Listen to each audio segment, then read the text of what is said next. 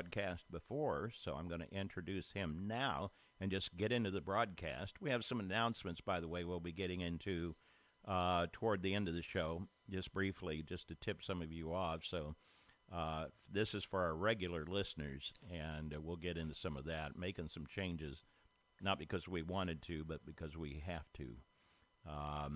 Our service provider is not supporting some of the stuff we were doing before. So anyway, we'll get into that later. But in the meantime, I want to bring up our very special guest, Daniel Diaz, who is with Citizens for Sound Money. And Daniel, good evening. Thank you, Sam. Thank you for having me on. Oh, it's a pleasure having you on. And I'm excited about this broadcast. And by the way, just real briefly, if you have any trouble accessing our local stream, if it gets bank full, you can go to Missouri Freedom Initiative on Rumble and look for the live stream that is currently going out of this broadcast. Patrick is doing that for us. Thank you, Patrick.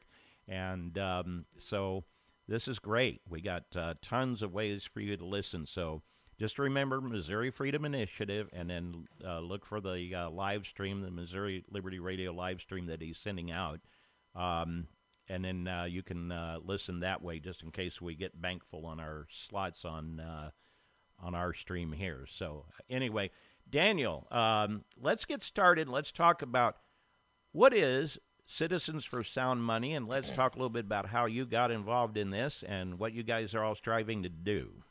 Yeah, absolutely. So Citizens for Sound Money is a 501c4 nonprofit organization. Our primary purpose is to protect people's right to use sound money and also to advocate for the use of sound money. Our first 2 years, we were founded in March of 2021.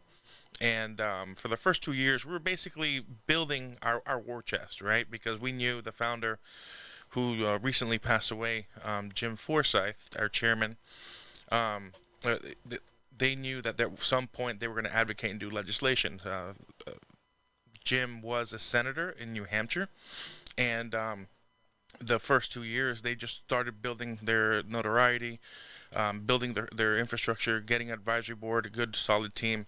And then I came around March of last year. I have a blockchain consulting crypto company. I started a NFT that was backed by gold.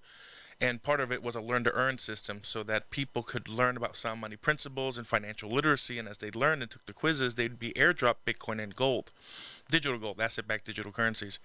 So I was looking for a partner, and I came across Citizens for Sound Money. I reached out to them. They thought it was interesting. They interviewed me. And shortly after that interview, we learned about a bill in Texas called the Transactional Gold Bill, that was trying to bring gold as legal tender indirectly through making it functional through electronic currency. So I said, hey, I've been a political consultant for 23 years. Since the age of 16, I've been involved in politics. I'm like, I have contacts in Austin. How about I help you volunteer my time to lobby for this bill because it's important? Well, it was late in the session, and they couldn't get it all the way through. And Citizens for Sound Money, at the time, Marion Ward was executive director, and Jim Forsyth chair. They were impressed, and the board offered me a position, part-time, to be their legislative director and also their fundraiser back in May of last year. And then from that point forward, I just focused on trying to get legislation pushed through, and we targeted a handful of states. Started off as 5 states. And we lobbied in Florida, New Hampshire, South Carolina. As I said, we did some work in Texas, Missouri with Patrick Holland. And we were going to target South Dakota, but, it was just Jim and I, and we didn't have all the resources. But it was a blessing to actually run into Economic War Room. They were starting to lobby. They pushed the bill in Florida. And we're like, hey, we're trying to do the same thing. Let's team up. Because we thought we were the only organization. I think Patrick Holland will also say the same thing. Each one of us, the Missouri Freedom Initiative, Citizens for Sound Money, and Economic War Room, thought we were alone pushing sound money legislation.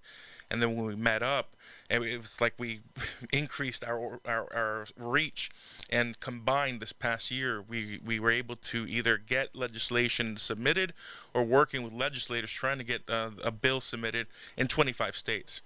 So we were pretty successful in getting about 18 states to file legislation amongst our three organizations. And that's what we've been doing the last year because we think it's extremely important that they make gold and silver legal tender, get rid of any tax liabilities in the purchase and sale of gold. The second part of the legislation was to create a depository so the gold and silver could be within the territorial border of the state so the state can protect its citizens' gold and silver. And the last part, which I think is also the most important part of the legislation, is making gold and silver transactional so that you can use it in a daily basis for your spending and expenses with a debit card or using it like Venmo or Cash App. So Citizens Sound Money has been kind of like the tip of the spear with Missouri Freedom Initiative and Economic War Room in trying to bring awareness to the country of some of the problems with the current fiat economic system. And that's what we have been doing. We've been going to events, sharing, handing out free silver, giving out gold backs. In fact, we helped out the Missouri Freedom Initiative and donated about 200 gold backs so that they can give it out to legislators here in Missouri. And right now, of those 25 states, every single one of them pretty much failed. With the exception of Wisconsin and Idaho. Not Wisconsin. Tennessee. Yeah, Idaho, going. Wisconsin, and Missouri. But really, Missouri is the one state with the most comprehensive sound money legislation. And Citizens Sound Money, we've decided to put all our resources and focus in Missouri because it has everything that we want in the bill. It has legal tender, gets rid of capital gains. It allows employers to pay their employees in gold and silver if they both agree on it. It allows the treasurer to put up to 1% or more of the state's assets into gold or silver. It has anti-confiscation language to prevent the Federal Reserve or anybody from taking gold and silver without due process within the state. And the last part, which I think is the most important because it makes gold and silver functional money again, which is the electronic currency part of it.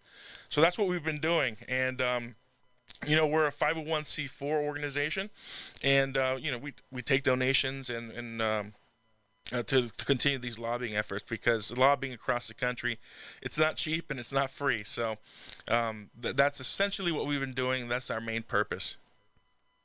All right, and you do have a website, right? Yes, it is Citizens, the number 4, not FOR, but the number 4, soundmoney.org. Absolutely. Very, very good. Well, one of the many reasons that we want to do this show is that we've done some shows in the past on gold and silver, but this one is particularly timely because we've had some pretty ominous news go out. One of my talk show hosts that I carry here by the name of David Knight has been sounding the alarm regarding a possible major banking crisis coming up here in the next few months. Gerald Celente with Trends Journal has also been sounding the alarm, and you've been talking about the same thing. So let's talk about the situation that we find ourselves in and why gold and silver, as well as gold and silver legislation, is so vitally important. It's important as it is anyway, but I think particularly now, in view of the fact that we have a banking crisis. What is your information from people you've been talking to about this banking crisis and how might it unfold and when might it unfold? Yeah, so there's quite a bit of information and quite a few experts out there. We're going to have a few of them call in about what's going on around the world economically. So I don't know if your listeners know, but the whole fiat economic system, it's a debt-based system, and new currency is created through the issuing of bonds and notes. And what's been happening over the last since really 1971, but really in the last 5 to 10 years, has been an increase in the issuance of currency. Really since 2008, they started doing quantitative easing. The Federal Reserve, they like using terms to confuse the people. Really what quantitative easing, all these other terms that they use is just printing currency, right? So that's what they tried to do in '08. They bailed out TARP, the banks and the auto companies and the airlines and everything, which was just brand new currency. And the easiest definition of the simplest definition of inflation is the printing of and the increase of the currency supply. So what we have been noticing is that because in 2008, what a lot of people don't know is that prior to 2008, the Federal Reserve can only issue currency and buy government guaranteed assets, so with the full faith and credit of the United States, and that was just Right. notes and bonds. But in 2008, with the collapse, something strange happened. It kind of opened up a new option on the menu for the Federal Reserve. They nationalized Fannie Mae and Freddie Mac, which allowed the Federal Reserve to pump brand new currency, not just through the Treasury bonds and notes, but into the real estate market through the purchasing of mortgage-backed securities, because mortgage-backed securities are now guaranteed to the full faith and credit of the United States of America. So now they had two avenues to dump, and there's always been an avenue to dump in the stock market. They issue new currency, large institutions take favorable loans, they pump it into their companies and so forth. So now you have fresh currency, not just going into the stock market, not going into the bond market, but fresh currency going into the real estate market, which has caused a three-pronged bubble. Look, in 2000, when we had the first collapse due to the dot-com bust, the only thing that got affected was the stock market. There was a crash in the stock market and real estate, and the bond market wasn't affected. But then in 2008, you had the crash of the real estate market, which then popped the bubble in the stock market.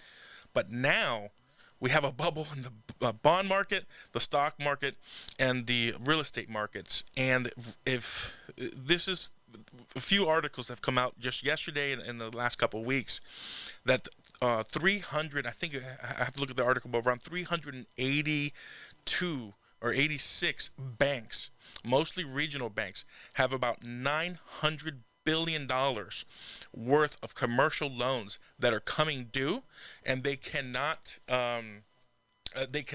guarantee the payments because interest rates have gone up. So these loans are coming due here in about 2 months. About May and June, most of these commercial loans are due. And because these banks already have unrealized losses due to the bonds that they purchased at a lower interest rate, and I don't know if your audience knows the correlation between bonds and interest. Let's say you buy a bond at 2%.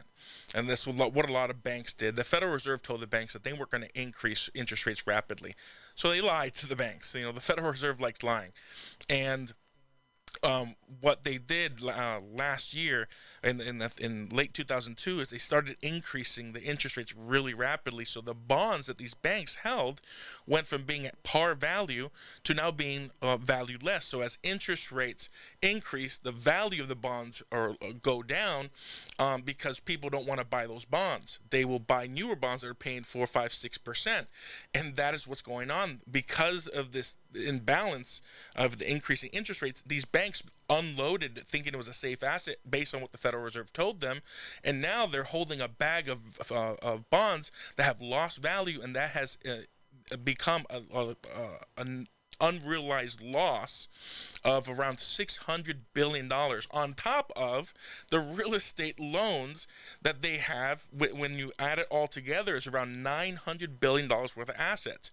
When these bonds or these loans come due for maturity, what's going to happen? You know, these banks don't have the assets to continue moving forward, and it's just going to collapse. There's articles that have just come out saying that the Federal Reserve knows that this is an issue, and they're trying to coordinate with some of the larger banks to purchase up these smaller regional banks that are struggling financially. And that is the bubble that we're all talking about.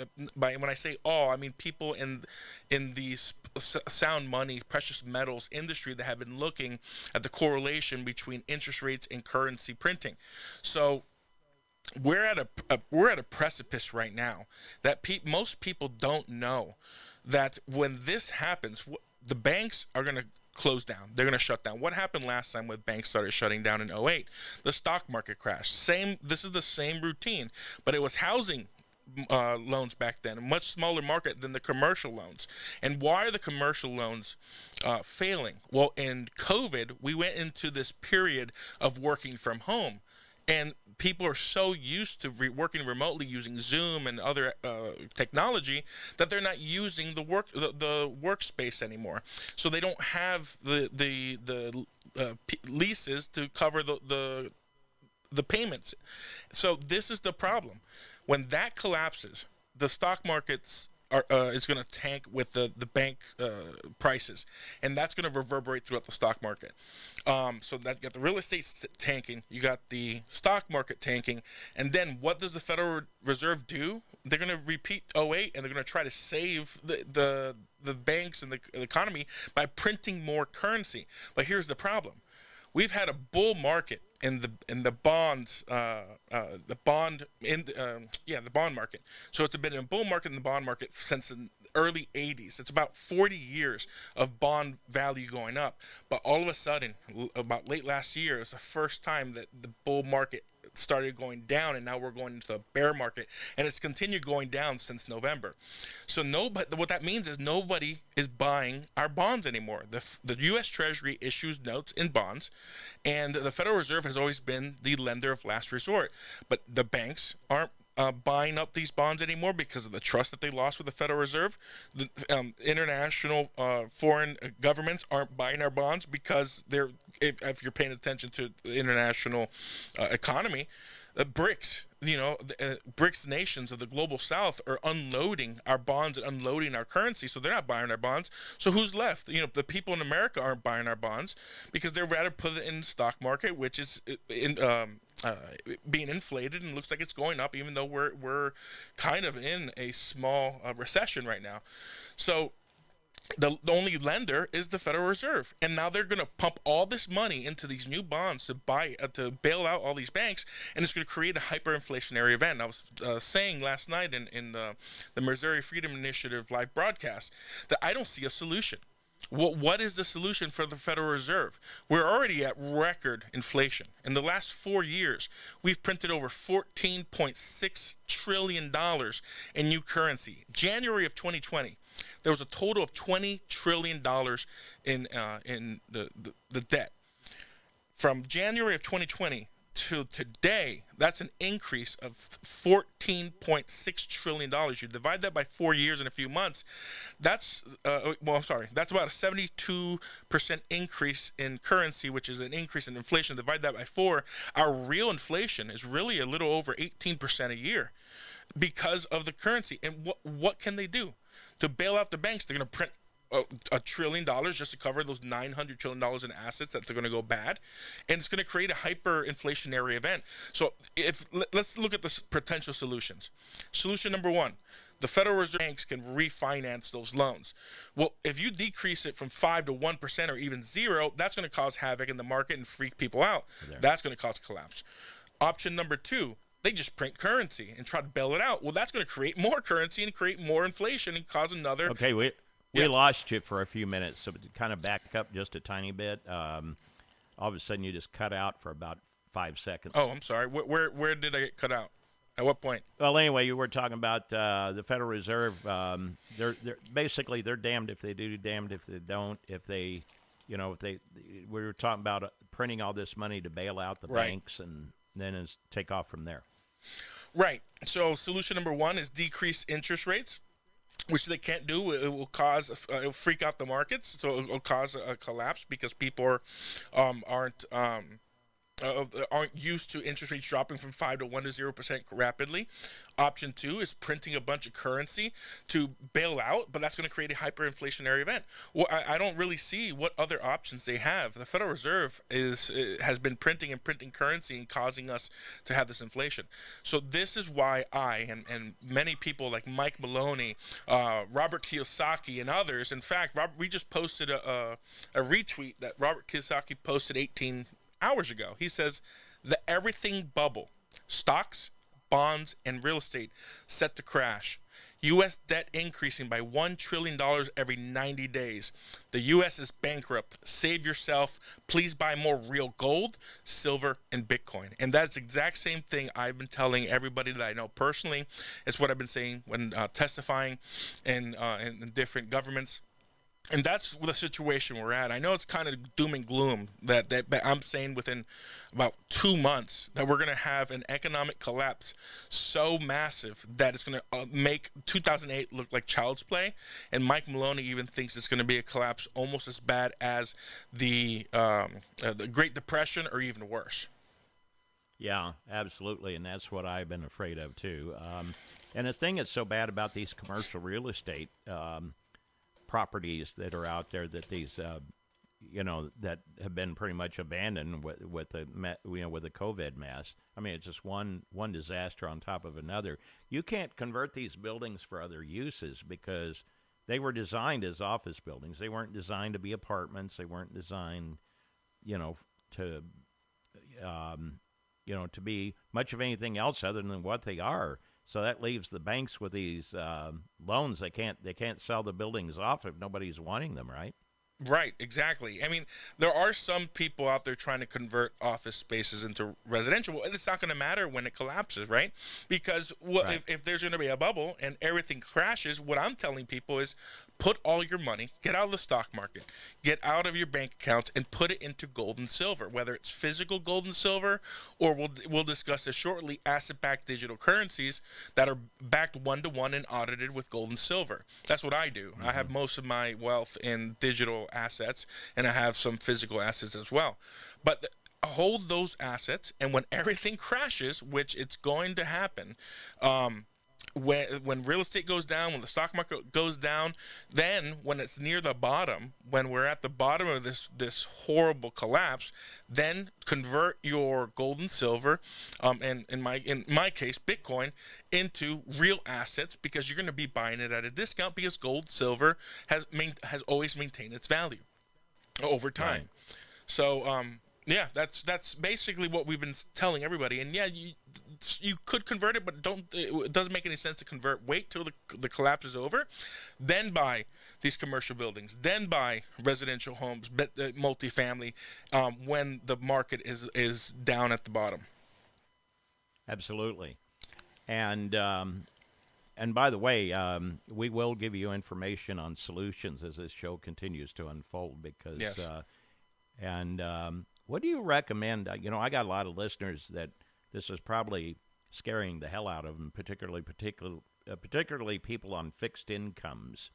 My advice would be that just do what you can, invest in what you can. Obviously, you only got so much money to go around, but invest in what you can.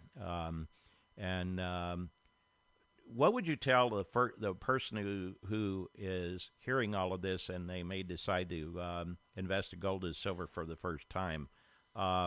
What would you tell them to do? How would they get started? It's never too late to get started. As Patrick likes saying, the best time to plant a fruit tree is 7 years ago. The second best time is now.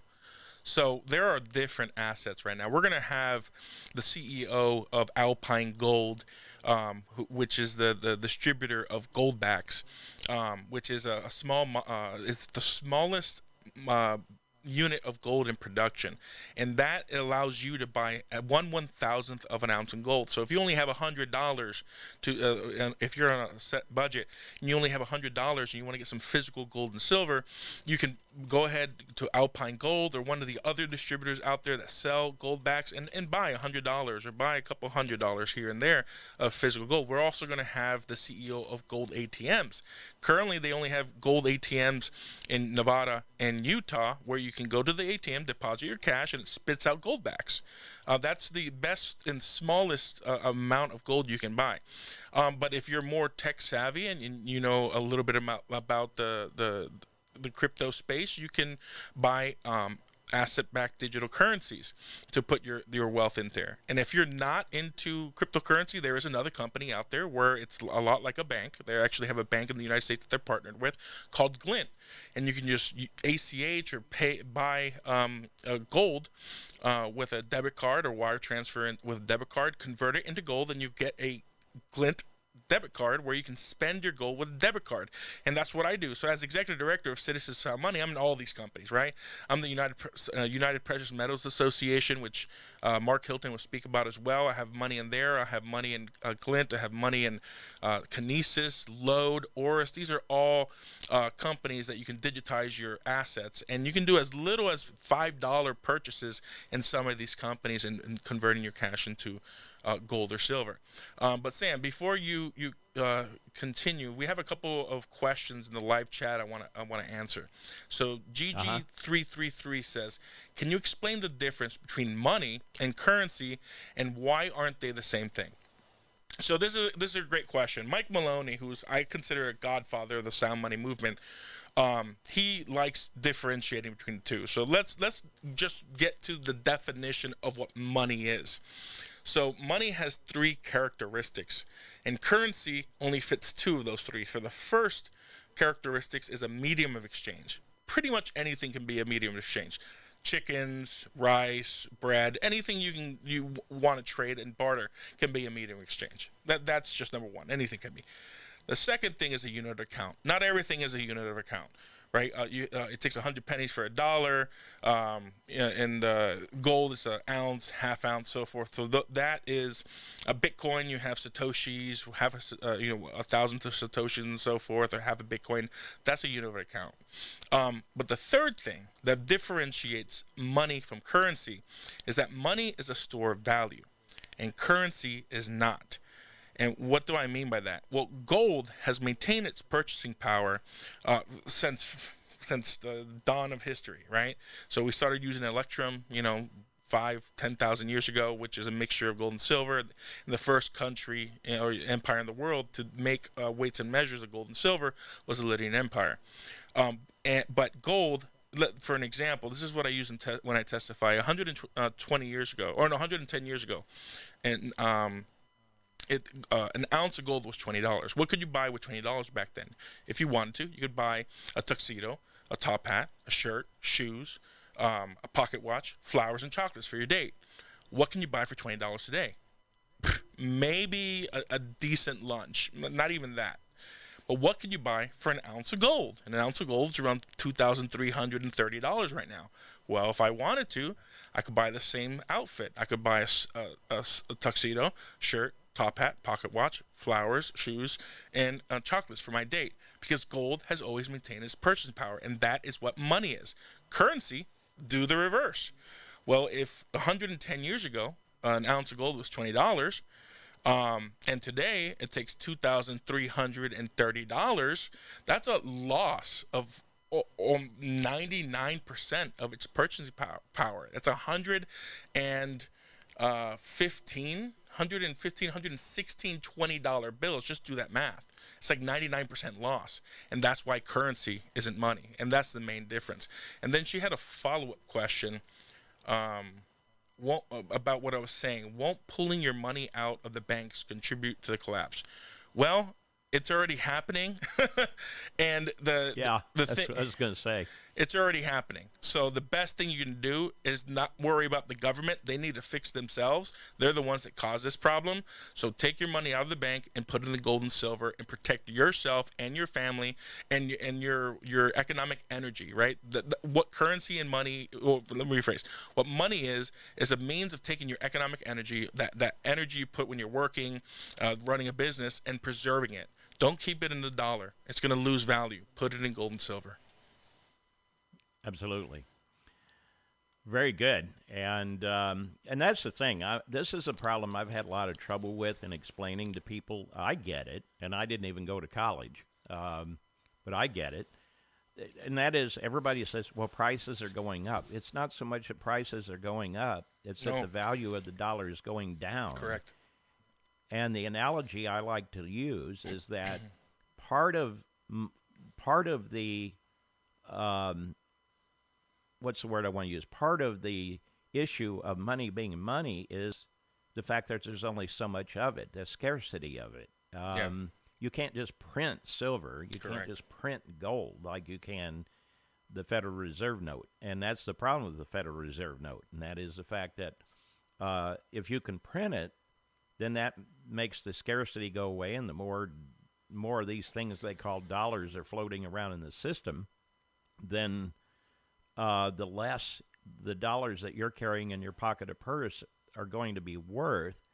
And I use the analogy, let's take somebody who has kids, all right? And let's suppose that you could take a kid, let's use a name Johnny, for example, just as a kid's name.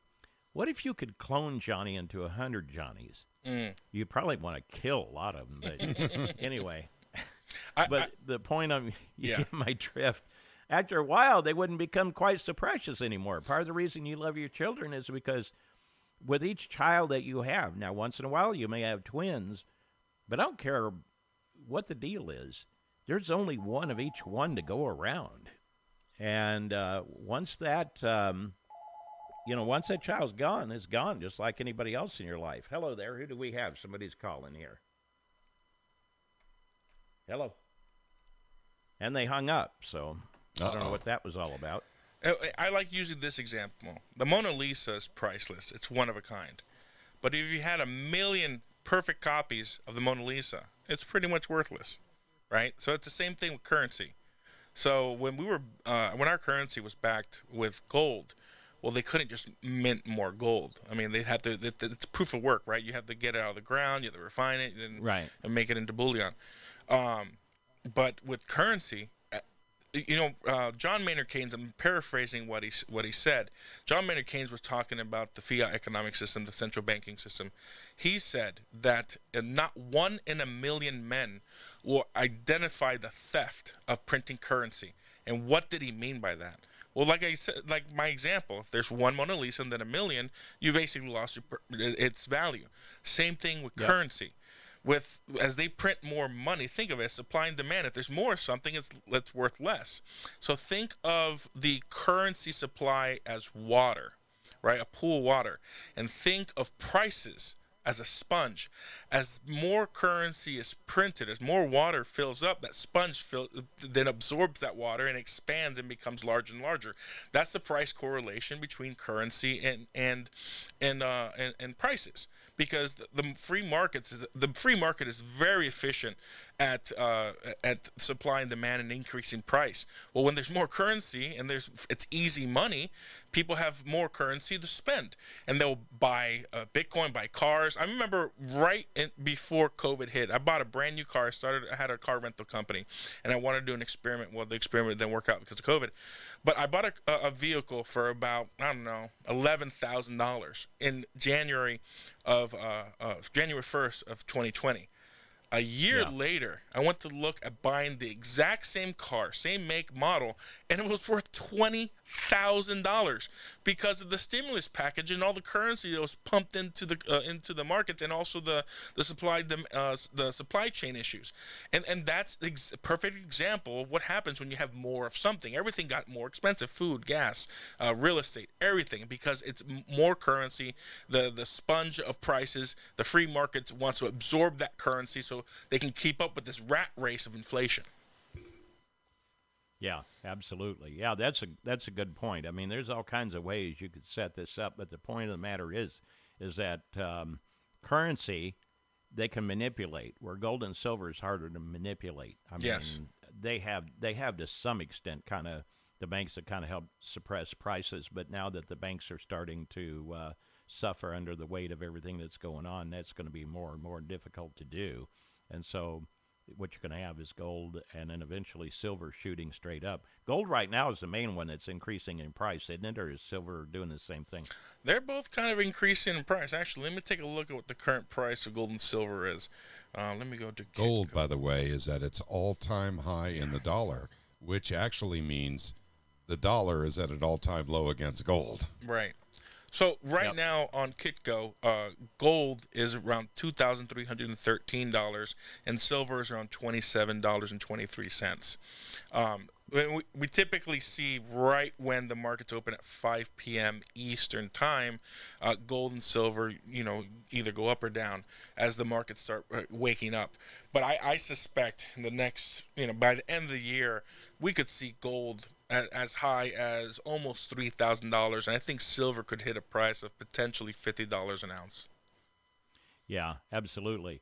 And I think the thing that I think that people need to understand, maybe here's another way we can hit this issue, and that is the fact that let's talk about buying a house with gold versus, as an example, gold versus the Federal Reserve note. And I hope maybe that'll give people an idea. Like right now, you may see a house out there that using Federal Reserve notes would be $350,000 for a medium, size home. Nothing super elaborate or anything. But with gold, gold,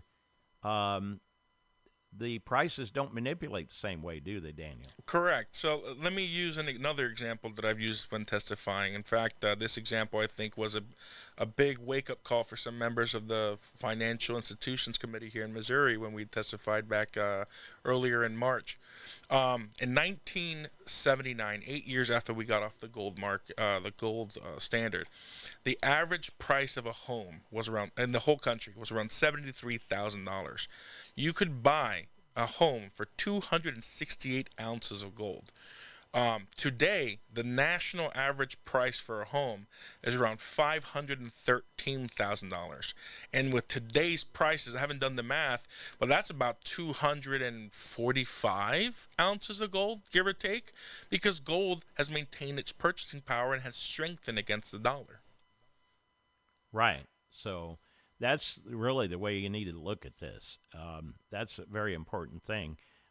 So you can see the difference in how much it would take to buy a home, a home like Daniel was talking about with Federal Reserve notes versus buying it with gold. And gold would be the thing that you would use for, I guess you could use silver, but it would take, what you're dealing is the worth of the different metals, gold being worth more right now than silver is. So there's that issue too, right?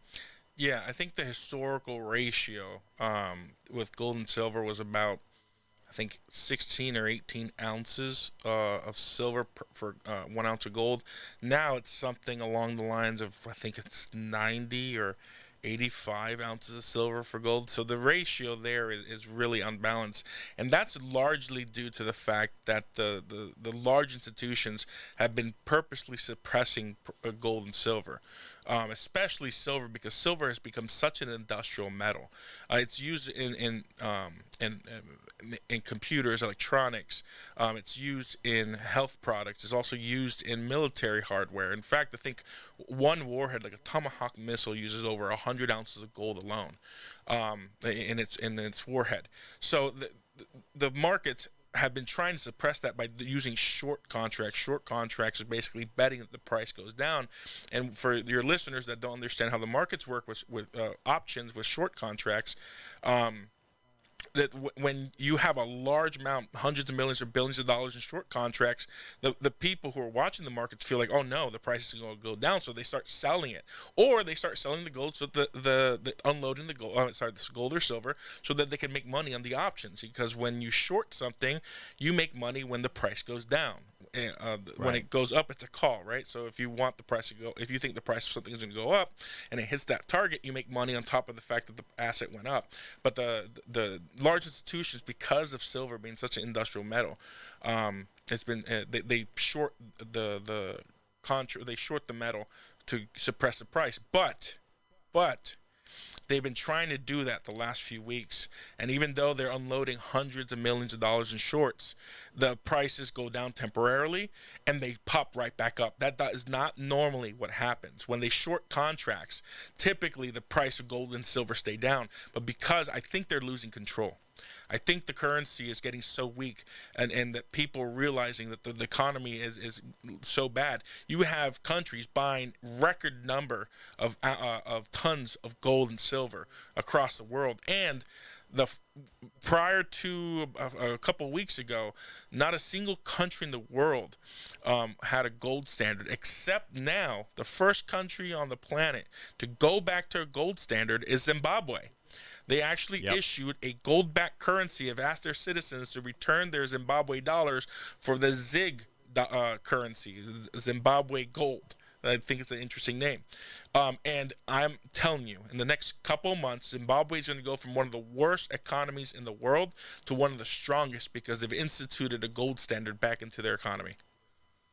And this is why it's so important that we get gold and silver passed in the states, because this will benefit the states. It'll even benefit local governments, because, in fact, last week, actually, it was about 2 weeks ago now, we had a Meet the Candidates meeting, and one of the things that came up was a school bond issue that we were fighting here locally. And I've always had the attitude, if we as people that live here have to tighten our belts, so should schools, Yes. so should governments. And you would be amazed at the resistance I got from some over that. In fact, I had one guy who just literally griped and complained because he didn't want an economics lesson. And if I would have thought about it, I would have told him, well, first of all, you're not the only starfish in the sea. I'm talking to other people, whether you like it or not. Because, and as it turned out, the guy who was moderating this Meet the Candidates, who was president of the local bank here, actually admitted that I was right when I talked about the collapse that was coming. I didn't have all the information that I'm learning now, but I knew just based on the fact that we run talk show host here. We try to run talk show hosts that put out good, responsible information. And David Knight, who's out of Tennessee, they've been at the forefront. Him, Catherine Austin Fitz, and various others have been trying to expose what's going on. Gerald Salente, and so on and so forth. And just learning from those three, I knew something was coming.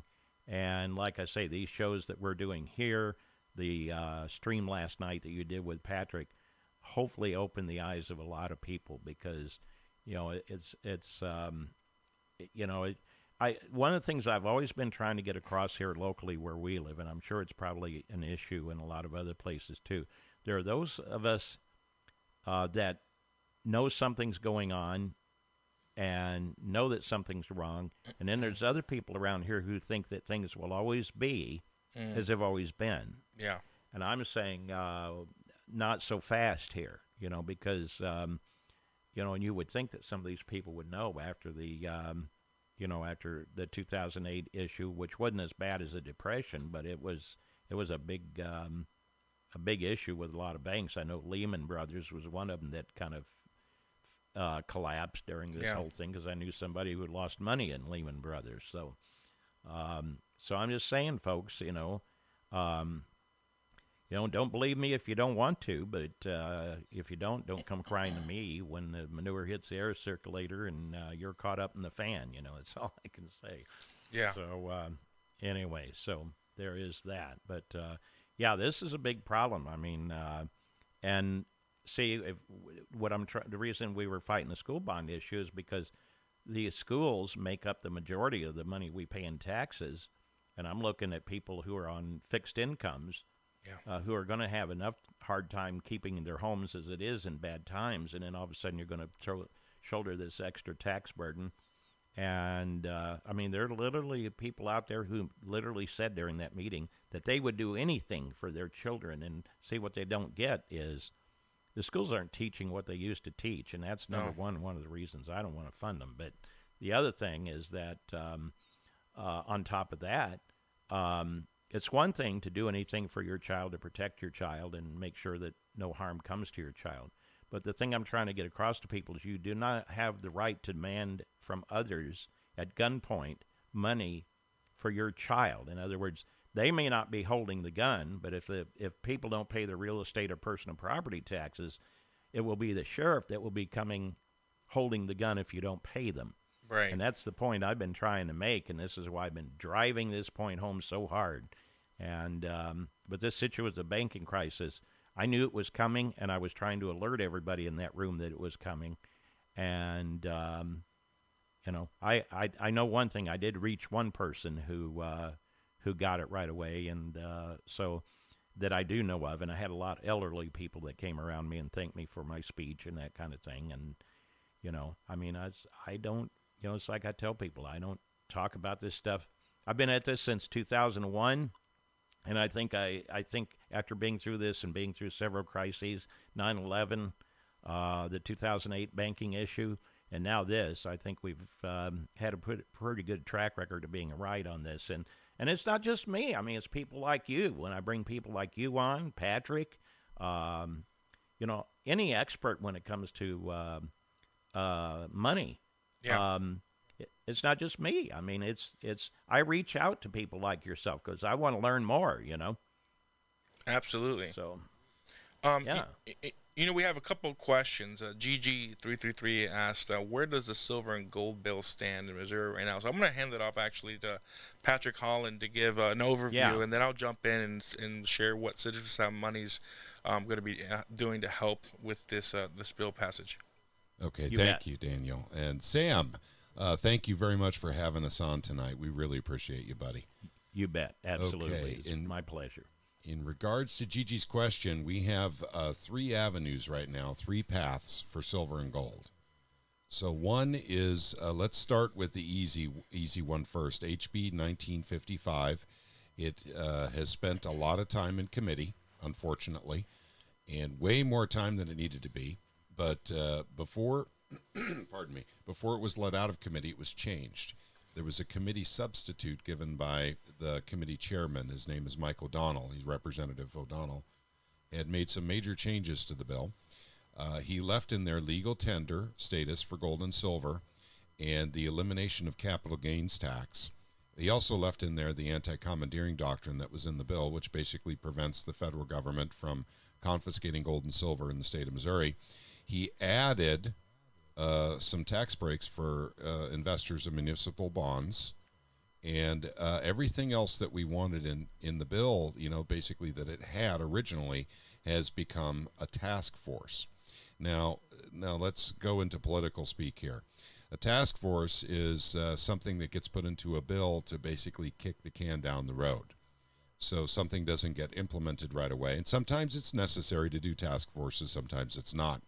But so a lot of red meat in that bill ended up in the task force, which wouldn't be implemented until July, I believe, of 2027, 3 years from now.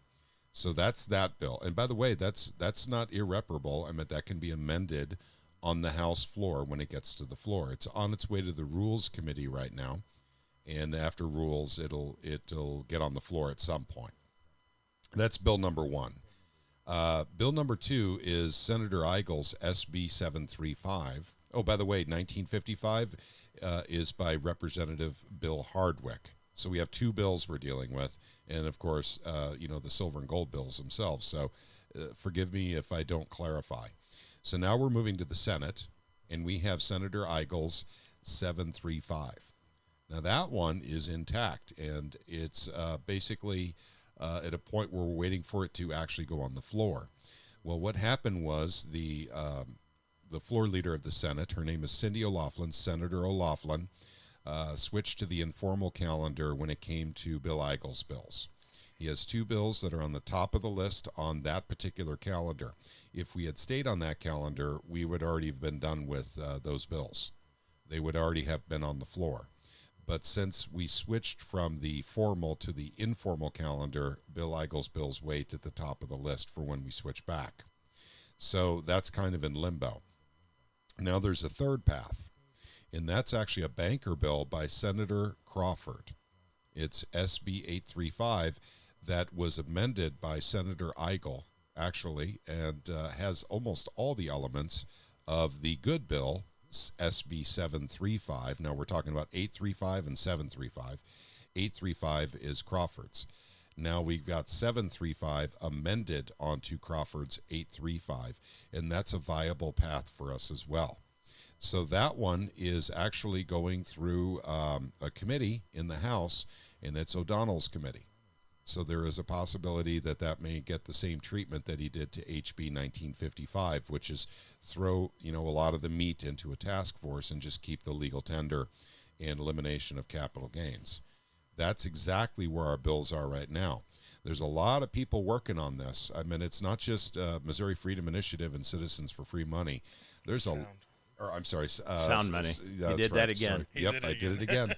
But there are grassroots all over the state of Missouri that are working on this bill, and we have an incredible amount of interest nationwide watching these bills go through, not just because they're super awesome, well written, considering, most of the aspects that are needed for gold and silver as legal tender, not just for that, but because actually we are probably heading towards a major financial crisis. And if that does happen, Missouri's bill is recognized as being a possible template for other states to use in an emergency. An emergency happens once in a while, and what happens is the governor can call an emergency session to get something done. We've done it before in Missouri, and other states have done it as well, but maybe they want to take the legislation that we're currently using in Missouri.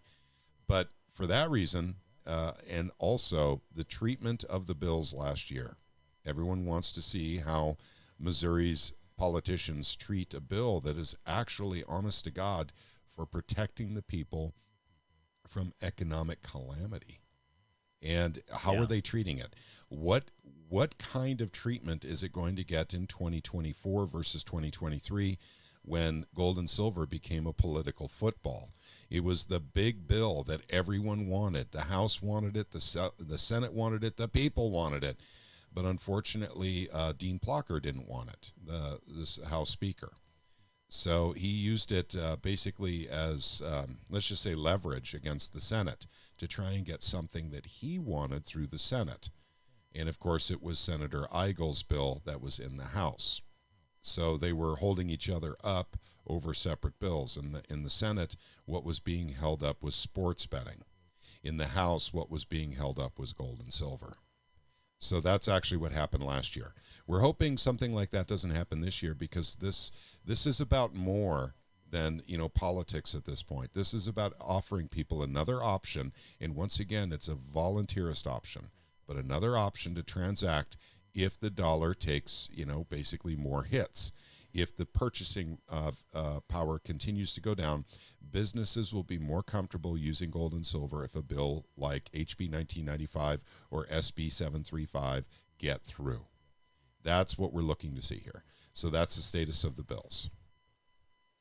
Yeah, and All right. we at Citizens of Sound Money, we believe that Missouri getting this bill passed, and I think there's a high probability of something getting passed, even if it was just 1955 without amendments, meaning that we get legal tender and capital gains. But that's not what we're shooting for. They have me here full time until the end of the session or until the bill passes, and our board has approved using all our resources and connections to do whatever we need to get the full bill through. Because what I project is going to happen is that when this economic collapse happens in about 2 months and Missouri passes this bill, that we are going to point, Citizens of Sound Money, we're going to go to every single state that we're trying to pass the Sound Money Act. That's what we call the Constitutional Money Act outside of Missouri, the Sound Money Act. We'll go to Senator DeSantis, Governor DeSantis, Governor Sununu, governors of South Carolina, Texas, but look, this is the real reason why we're trying so hard to push the Sound Money Act. And now the economy is collapsing. The state finances are hurting. The residents and citizens of your state are hurting as well. Look at what Missouri did. Take their bill. It's called a special legislative session, and let's try to get this bill passed. Sam, do you have a caller? Yeah, we do have a caller. This is Dunnigan. Go ahead and speak with our guest. How are you tonight? Very fine, thank you. Yeah, this is Dunnigan Kaiser calling in from Liberty and Finance. Uh-huh. I'm glad to hear the topic on the board today is sound money. Very important. Most folks need to know more than they do about it, so I'm happy to help any way I can. Absolutely. Dunnigan, I'll great let to you hear guys from go ahead and chat. I'll let you guys go ahead and chat, and you can kind of flesh all this out from your standpoint as well. So I'll turn it over. Let's see, how do we want to do it here? Well, I'll tell you what. I mean, Dunnigan, this is Pat Holland, by the way, with the Missouri Freedom Initiative. First of all, thank you so much. First of all, let me make sure I thank you for coming so many times onto our channel on Liberty and Finance to educate our audience about this topic. You bet. Thank you Absolutely. for having me. I can't tell you how much I appreciate that. And we're talking tonight about, basically legislation, the importance of getting gold and silver legislation across the finish line. Of course, what gold and silver are doing in the markets, financial aspects of this too. We don't like to give people, basically financial advice on the show, and we're not licensed to do so. But at the same time, it's important for people to understand all of their options. And we understand that you're very much into gold and silver as well. So once you let people know about yourself, your channel, and what you do with your channel. Absolutely. Yeah. Thanks, Patrick. And again, thanks for coming on our channel to inform our audience. We've got about 100,000 subscribers, more than that if you count across YouTube, Rumble, Brighteon, SoundCloud, etc. So you can find us in many places at Liberty and Finance. And we've been doing this since 2013, trying to help people with preparedness. And it keeps emerging that the topic in the preparedness realm that most people are the most interested in, as it's proven out, is about 10 to 1 the amount of views and comments and watch time and so on, engagement that we get from people talking about sound money. So that's become a focus on our channel, in addition to things like food security and preparedness for natural disasters and political freedom and constitutional rights and all that sort of thing. But sound money keeps emerging as the topic that people are most concerned about as a clear and present danger, or I would say the solution to clear and present dangers poised by the destruction of our fiat currency, the fragility of the banking system, and the international pivot away from the U.S. dollar and the U.S. Treasuries that's destined in the near future to continue its acceleration away from the U.S. dollar, and that spells big trouble for people that have been relying on what you would call traditional, meaning the last 40 years of financial advice from mainstream retail financial planners and personal financial advisors. We are not, as you mentioned, personal financial planners or advisors, but we interview guests and we do interview professional money managers, former bank directors, et cetera, about the true state of affairs of what's going on in our financial world. And the future does not look bright for most people, and that's why less than 0.5% of people have any position at all in precious metals or precious metals related like stocks, like mining stocks, et cetera. And yet that's one of the few ways remaining to protect yourself financially in the coming environment. So that's why it's of continued interest to our subscribers, is so they can protect themselves. You interview a lot of interesting people, Dunnigan, really interesting people. Covering, in fact, your show covers many aspects of the gold and silver story. But you also, and by the way, I'm going to say one more time, no one's giving financial advice on this show, including Dunnigan. But you talk to the miners quite a bit. Do you mind if I ask how the mining stocks, gold and silver mining stocks, are doing in this new environment that we seem to be going into? Well, it's too early to report a significant change, but there looks like we might be turning the corner here. The tide has been going out for the last several years in the not only mining stocks, but anything related to those, such as exploration stocks or project generators, all kinds of different subcategories related to natural resource and mining related stocks. And they've been tending to be one of the most depressed categories of stocks for the past several years. People have almost left them for dead. And it hasn't helped that a lot of jurisdictions have sort of narrative-driven laws and restrictions and that sort of thing, saying we don't want mining, or mining's a dirty industry, or that sort of thing. And yet, if you look at the other side of the coin, the initiatives are being passed saying we have to go a certain percentage of electric vehicles, or we need to electrify parts of the world for people who've never had electricity before, et cetera.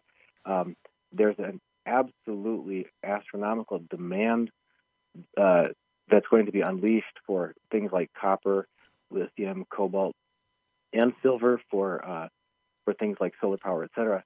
And in face of that demand, there's been decades of neglect of exploration and development of mining. So there's a huge undersupply projected. We did an interview with Keith Neumeyer, the president and CEO of First Majestic Silver, one of the largest silver mining companies. And it was called Massive Metal Shortage Coming, because there are so many, and we just did one that actually goes live tomorrow, Monday, with Teo Detchev, the president and CEO of Manduro Capital, which is focusing in the copper area. And long story short, there's not going to be enough metals to get the job done. Not at this price, anyway.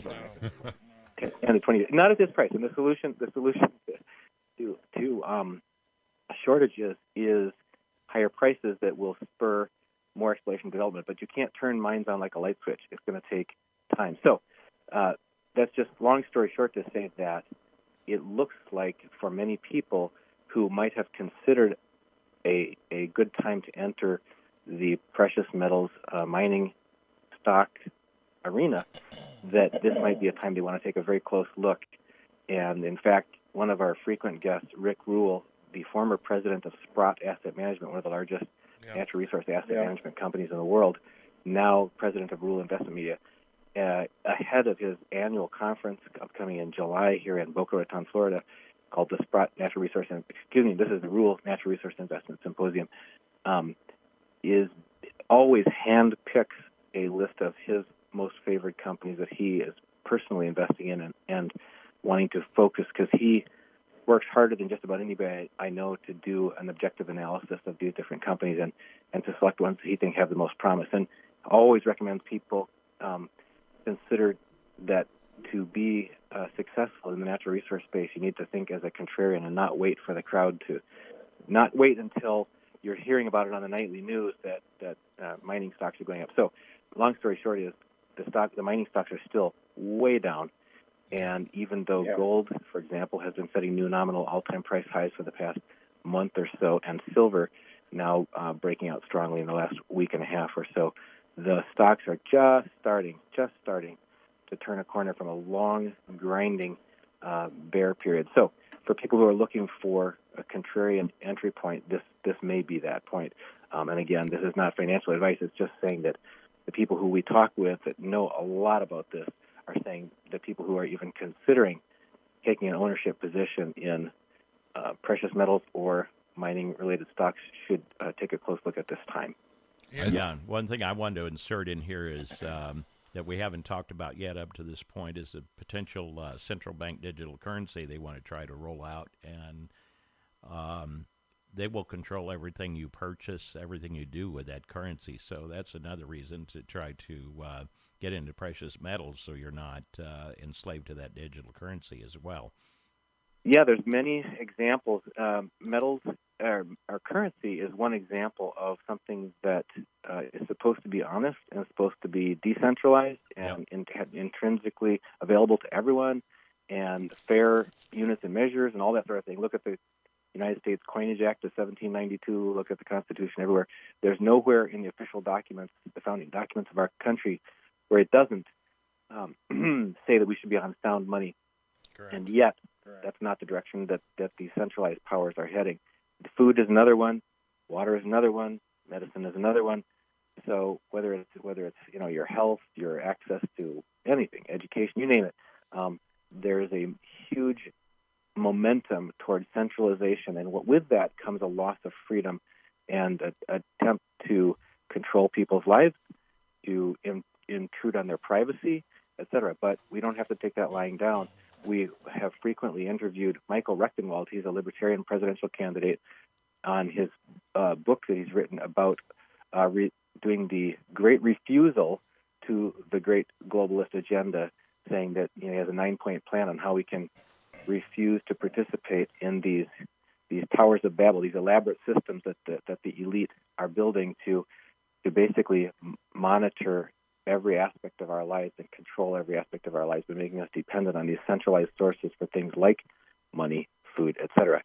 But we don't have to take that lying down. And our first ever interview that we did back in 2013 was with G. Edward Griffin, the author of The Creature from Jekyll Island, another look at the Federal Reserve. And in that interview, he talked about that the powers that be are preparing to control every aspect of human activity and are already a lot farther down the road than most people realize. But you're right, that by owning real sound money, as you'd say, cold, hard cash that our great-grandparents and everybody who came before them knew about, we can take ourselves out of that dependency on those powers, the centralized powers that want to control our lives and intrude on our privacy, and instead have more freedom. Absolutely. All right. Did you have anything else, Duncan, before we move on? Before we move on, Duncan, please tell us where we can find you.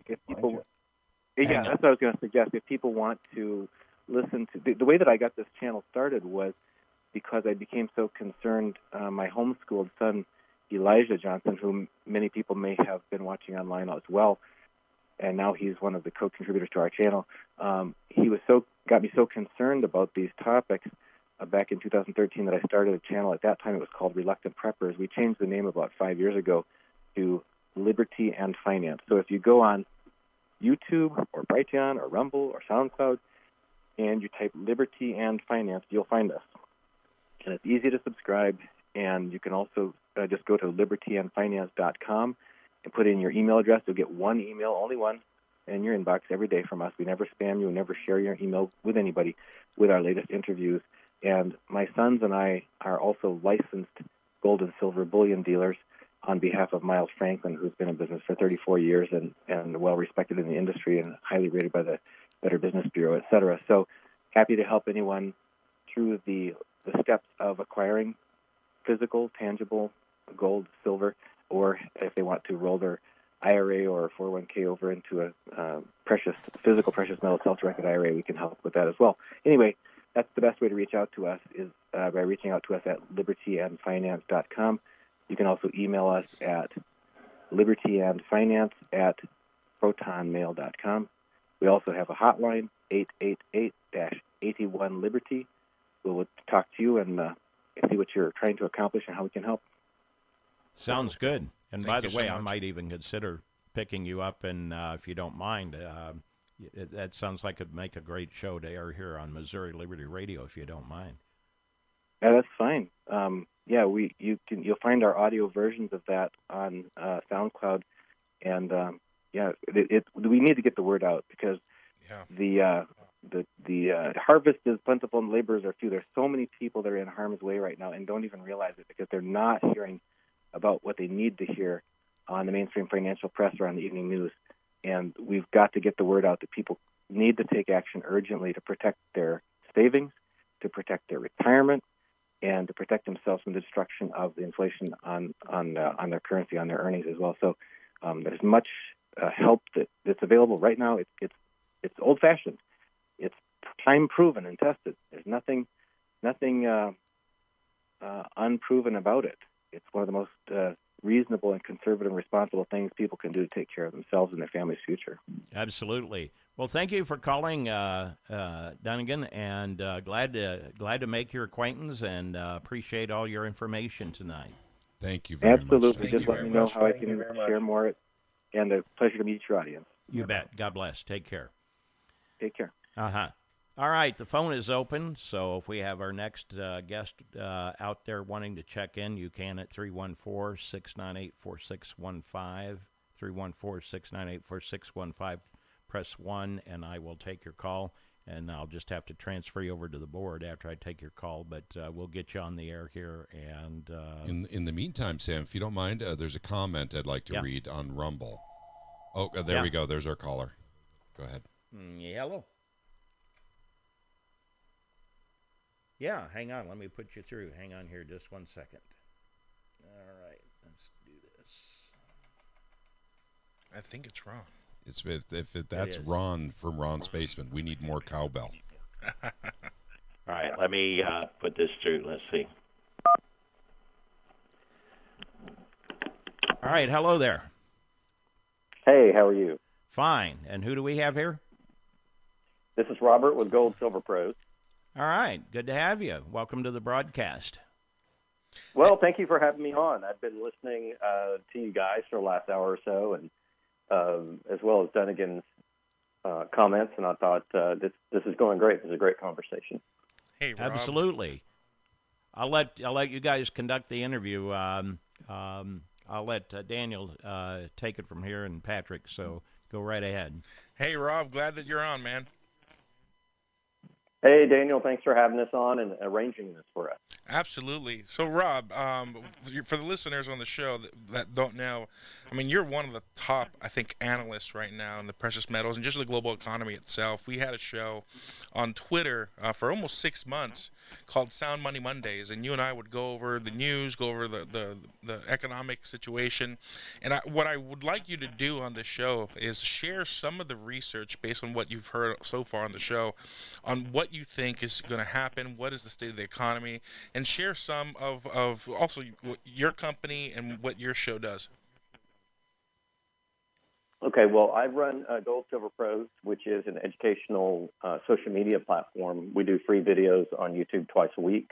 Tuesday, we do our weekly market wrap, which goes over the economy and precious metals. And Thursdays, we either have special guests or special programming that we do on a lot of research that we do for ourselves. We put out there for other people to listen and to learn. And we also do Twitter. We do a lot of conversation there in community building. And also have a precious metal store in Grapevine, Texas, which I just opened in the past year. So that's what we do. As far as the second part of the question, the economy, that's a really good question. I think a lot of listeners to this station would agree that times have gotten a little bit tougher. Inflation certainly has eroded the power of the money that people earn. And also, if you really look at the data, the wages haven't kept up with that. The wage increases that we've had across the country have not kept up with inflation.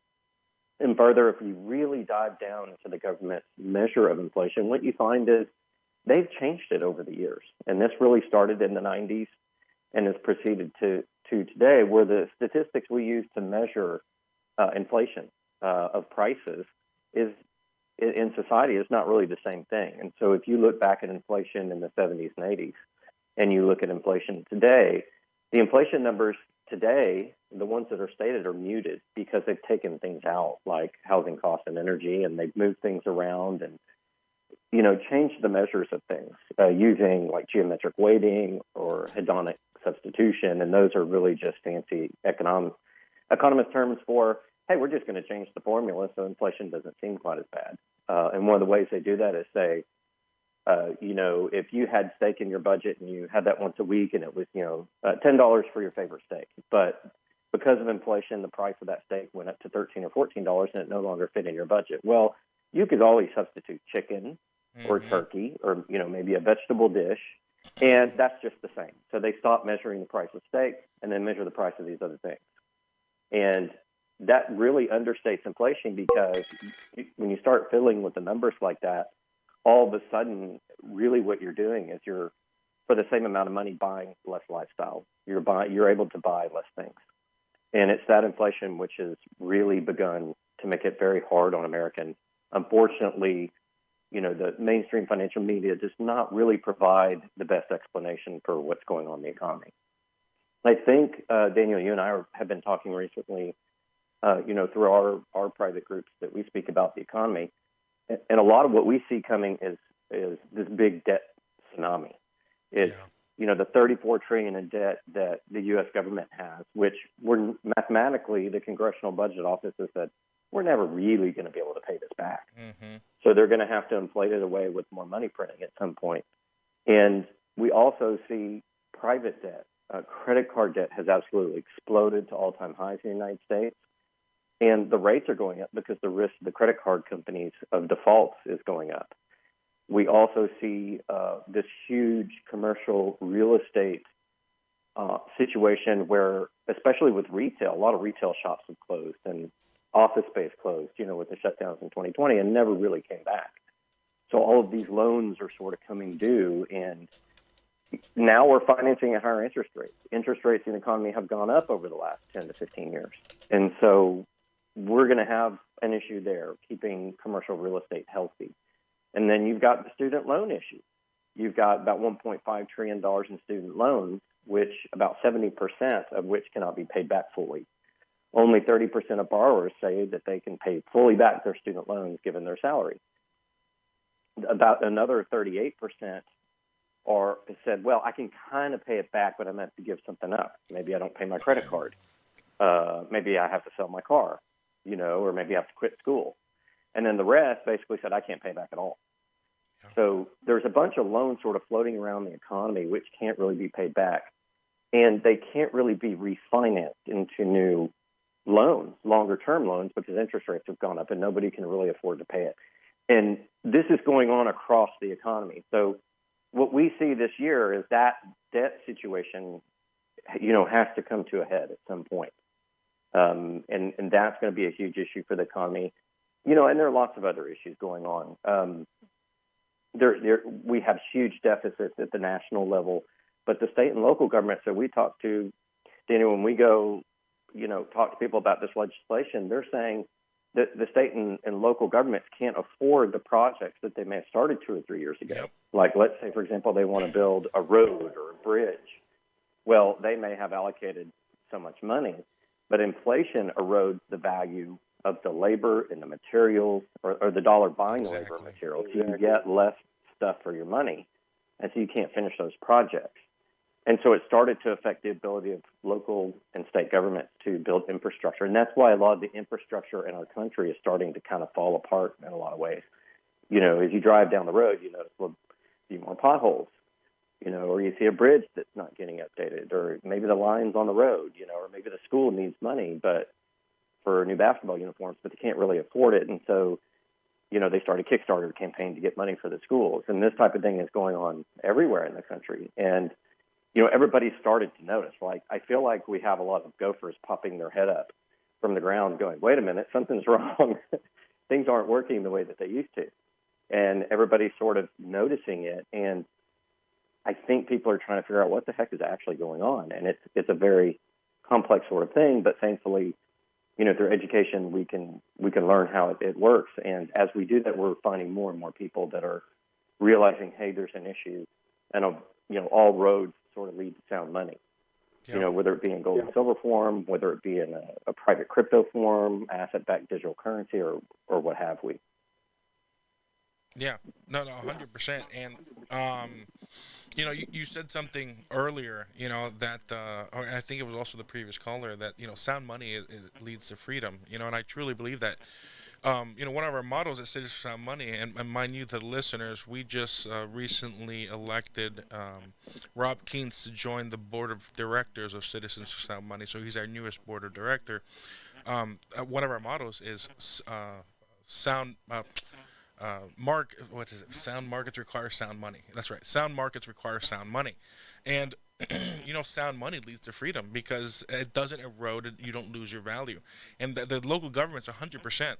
Even in my local cities, you have construction companies that have contracts with the city, and 6 months later that they come back and ask for more funds because of the inflation of the raw materials. And I think with the previous caller, it's a good time to get into mining stocks and also commodities. We just there's a movie that Citizens Sound Money and Rob Keynes Gold Silver Pros invested in called Money Game, and there's a professor that talks about how it's a good time to buy even lumber companies and so forth because natural resources, it's gonna go up. It's going to maintain its value. You want to talk about that a little bit, about the minor stocks and putting your money into real assets versus derivatives? Yeah, that's a great example. The movie is really great. It was shot by the same crew that did Coda, that won the Academy Award. It's really high-quality movie that really talks about investing in real things. So that the average person can understand. We leave all the technical jargon at home, and we really approach it from the common person perspective. You don't have to understand finance to understand the movie. Everybody can sort of identify with it, and it's done in a way which is more in a storytelling fashion so that people can absorb it, as they go through. And one of the things that you're right, the professor says is this economy has been financialized because the equation is 1 over interest rate, Yeah. And when interest rates go down, that inflates the value of everything. And you use an example, my coffee cup is worth infinity. Everything's worth infinity. This pencil's worth infinity. And it's the financialization of that economy which has created all this money in the system that by the time it reaches the average person, they're not getting the value for it. But one way that you can sort of offset that is to go into the commodities.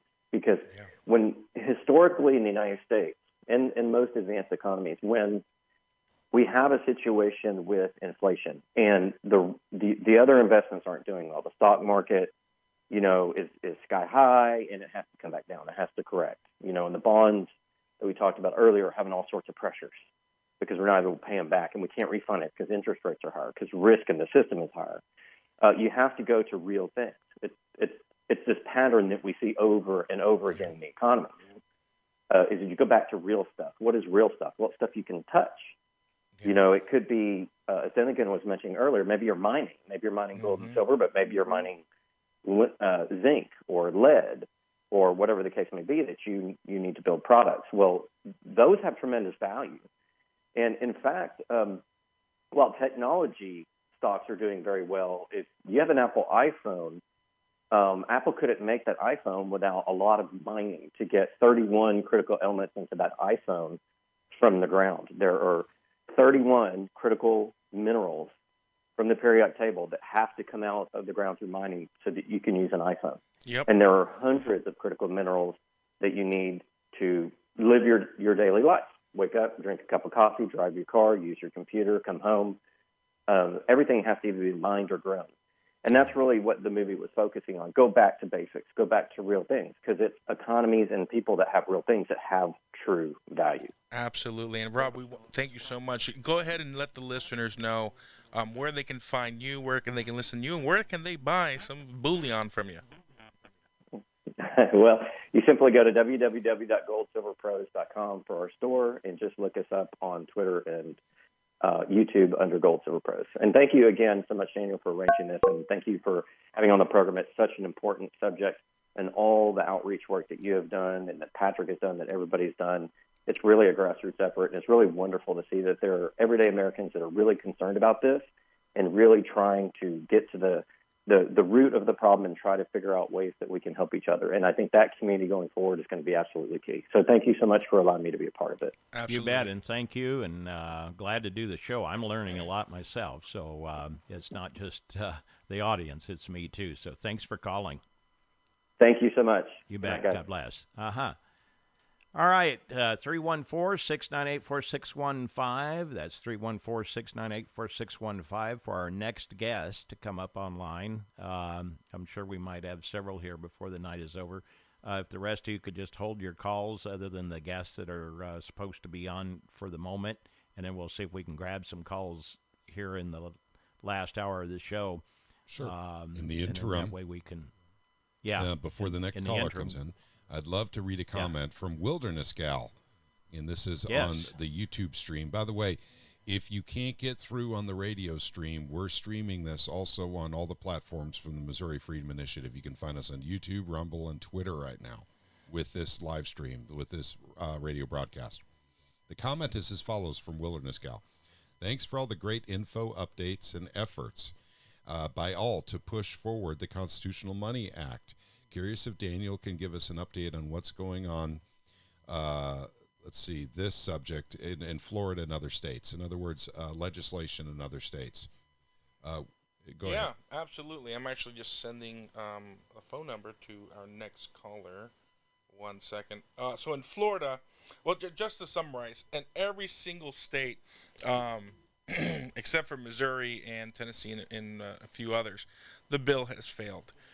In Florida, we were lucky to actually have the Speaker of the House add to the budget a $200,000 appropriations to do a study bill to see what the effects of legal tender would be, electronic currency, a depository for the state.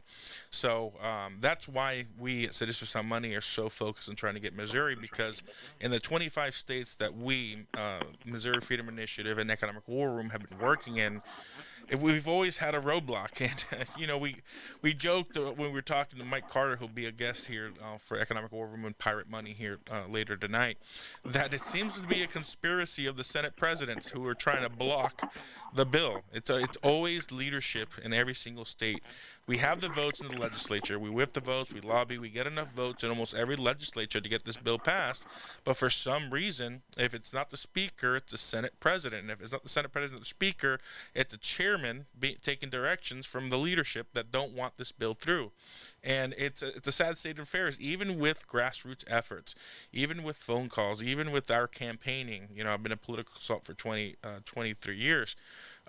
It's hard to get through leadership when they don't see it as a priority, because the problem is they don't understand the economy. It isn't just the American people. Our elected officials have no clue how the economy actually works, so they don't really see it as a threat right now that we have inflation and the currency and the real estate and all that. So unfortunately, on almost every single state, and I'm sure Mike Carter will give us a great update because he's been working in a lot of states as well, the bills just die, and it's always leadership that's killing them. And I'd like to give By the way, we do have Ron from Ron's Basement on with us. Hello, Ron. Ron! Hey, guys. Hi, guys. Hey there, Great buddy. to be here. What an honor. Good to see everybody. Yeah, same here. Yeah. Same here. Thanks for coming on. You kind of got the flavor of Yeah, the show so- here. We're talking a little bit about gold and silver. We understand that you know a little bit about gold and silver, and maybe you can contribute a little bit to the show here. Just a little bit. And you're also a star. You have your own Ron's Basement show that airs on Missouri Liberty Radio as well. That's right, and a YouTube channel, and I'm very grateful to have a great group of followers that call themselves Basement Dwellers, and they are all. I'm sure there's many of them joining us tonight listening, but they are all silver and gold enthusiasts and big supporters of the legal tender legislation movement that you guys are doing great work on throughout the United States, and of course here in Missouri, Pat, with the Missouri Freedom Initiative. Yeah, you bet. And I'll tell you what, I bet your viewers are getting pretty excited with the price of silver and gold going up lately. I'm looking forward to one of those bears getting the blindfold taken off. That's right. Yeah, for the listeners who don't know, on my YouTube show, I have a giant, and I mean giant, life-size stuffed bear who's blindfolded.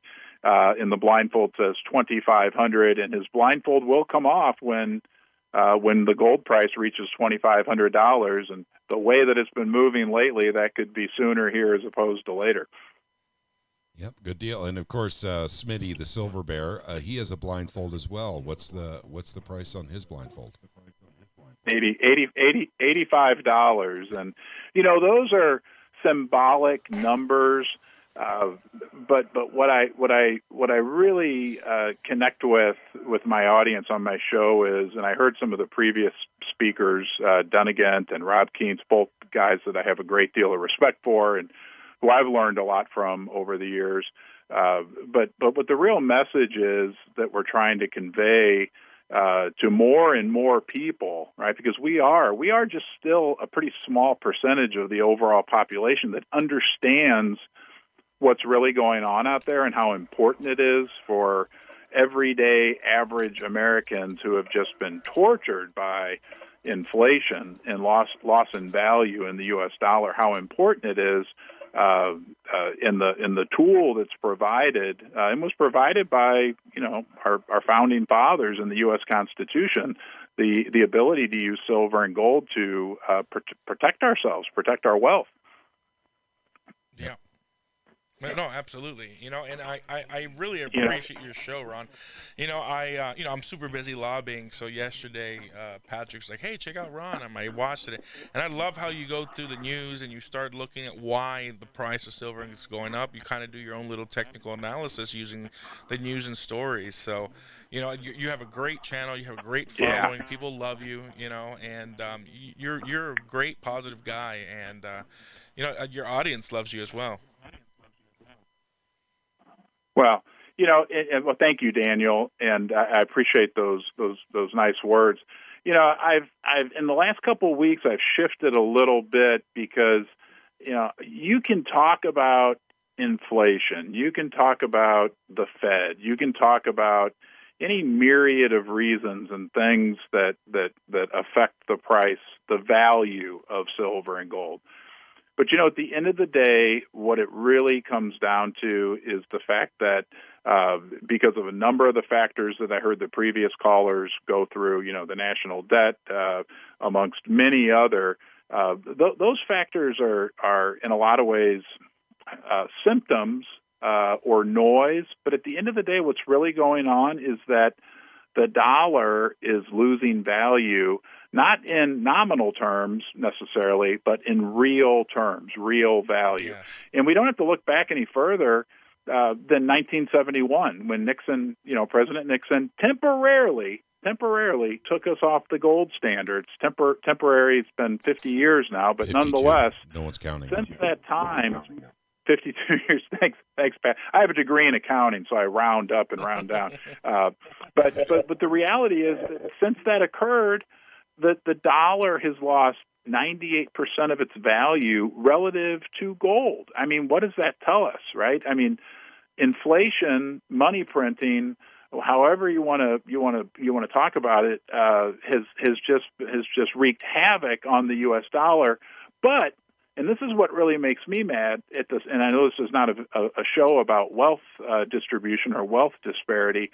During that same period of time, the wealthiest 1% or the wealthiest 0.5% or the wealthiest 0.1%, however you want to look at it, 1 in 1,000, 1 in 100, the wealthiest people, they've acquired a much more wealth. And, so it's really, for me, it's about the everyday average people in the country who I think that the Founding Fathers were really looking out for when they wrote silver and gold into the U.S. Constitution. Sure. And in fact, let's even talk Sorry, real I'm quick rambling, here. guys. Venezuela. People who had gold and silver in Venezuela, actually fared better through their hyperinflation. Yeah. And that's just a fact. Zimbabwe, people who had gold and silver fared better through their hyperinflation. And, honest to God, we're not going to be getting through our hyperinflation in America with the shekels we call dollars and dollar-denominated assets.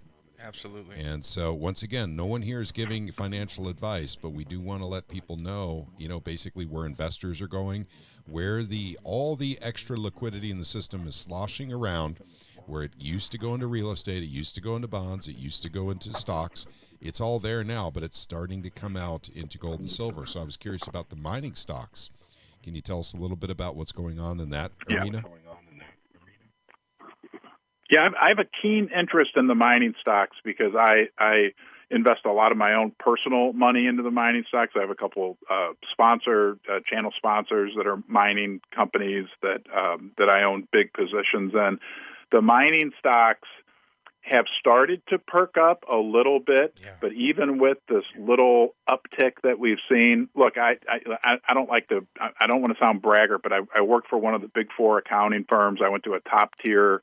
I'm an average guy in his basement, but I know musicians know how to read sheet music. To me, it makes no sense, right? But I know how to read balance sheets and income statements and cash flow statements. And you, by any measure, any metric, anything, precious metal mining stocks have never represented, not just within the mining stock sector, but any sector you compare them to, any metric, they are an unbelievable value opportunity. Now, with that being said, I would have said the same exact thing 18 months ago, okay? And from that point, 18 months ago, when I was saying the same thing, they dropped down even lower. I mean, things can still go lower, but what we're seeing, what's different now, is obviously we're having record highs in gold. We're seeing silver at $27 an ounce. These companies, and I talked to the CEOs, I probably have 15 of them who I've talked to over the last 6 months. I mean, they are printing. I mean, every time the price of gold goes up by $100, the cost for the mining company to get the gold out of the ground does not go up by $100. No. Essentially, now they've dealt with some pretty high inflation, but essentially, over the last week when gold went from 2,200 to 2,300, it didn't that extra $100 if the price were to hold at that level, is just extra cash flow, extra profit for the company. So what's happened with the mining companies over the last 10 years, and cut me off when my time's up, guys, as I could talk about We're this just for hours. about there. Okay, well, the mining companies became very concerned, and I'll tie this back to the silver and gold price, but the mining companies became extremely conservative over the last 10 years, paying off debt. They weren't, but as a part of that, they weren't investing in their pipeline. They weren't out exploring or developing new projects. So, and with this depression that we've been through and throughout the whole mining sector, what that means as we look out for the next 10, 20 years, even if prices do go up, there's not a pipeline of new projects, which for somebody who's maybe not into mining stocks, just holds physical gold or silver, that's good for them too, because that means there's less of a available supply of the metals as we head out into the year. So thank you for having me on, guys. I know you have a tight schedule. Besides, thank you so much for all your work. Hey, you bet. I'll tell you what, besides listening to you on Missouri Liberty Radio, where else can folks find you? I have a website, ronsbasement.com, that has like a community bulletin board forum. I put out video content, either a live stream or a video, pretty much every day. Go to YouTube, go into the search bar. It's real easy to remember, Ron's Basement. And you'll see my face. And then if you want to torture yourself by listening to me talk in my basement, you're always welcome here. Great group of people, the basement dwellers. I mean, a lot of people have made some awesome friendships within the community. So if you subscribe to the channel, you can comment and we keep it really nice, and it's just been great. It's been great. Through Ron's Basement, I met two people I have a great deal of respect for. Patrick Holland and Daniel Diaz. So you guys keep up the great work. Thank you for having me on, and thank you to all your audience for listening to me for the last few minutes. You bet. Ron, God we bless love you, you, Ron. man. It's good to hear from you. Thanks, Ron. All right, there we go. 314-698-4615. Let's get our next guest in here. Any comments you guys want to make while we're waiting? Yeah, I do want to say with the mining stocks, it is just starting, as like the previous three callers have said. And what I know is that within our advisory board, not our board of directors, but even our own organization, we have mining stocks. And I know a lot of people are actually breaking even or in profit already just because of the little increase. So, but it's still early. They're very undervalued. And I think it's definitely the time to if you want to buy some good stocks that have some great potential moving up, because the demand's going to go up. They're going to have to mine gold and silver, copper, uranium as well, and it's time to this would be a great time to get in because they're undervalued. Absolutely. And for new people, they're just starting to learn for the first time how this economy really works as opposed to how they've been told. Where would probably be the single best place to send somebody to start learning I know the answer. The ropes on the real issue? It's Go ahead. a great series on YouTube put out by Mike Maloney. It's called Hidden Secrets of Money. It is a college-level education broken down so even a 10-year-old can understand, and it'll take up about 8 to 10 hours of your time to watch the whole series. But it's better than any education you'll ever get in college on finance. It covers everything from our currency, the dollar, bonds, silver and gold, and the history of literally how these things work. And there is a long episode, so every single episode is around 30 minutes, except for the 8th episode because of cryptocurrency and blockchain technology, which is about an hour and a half.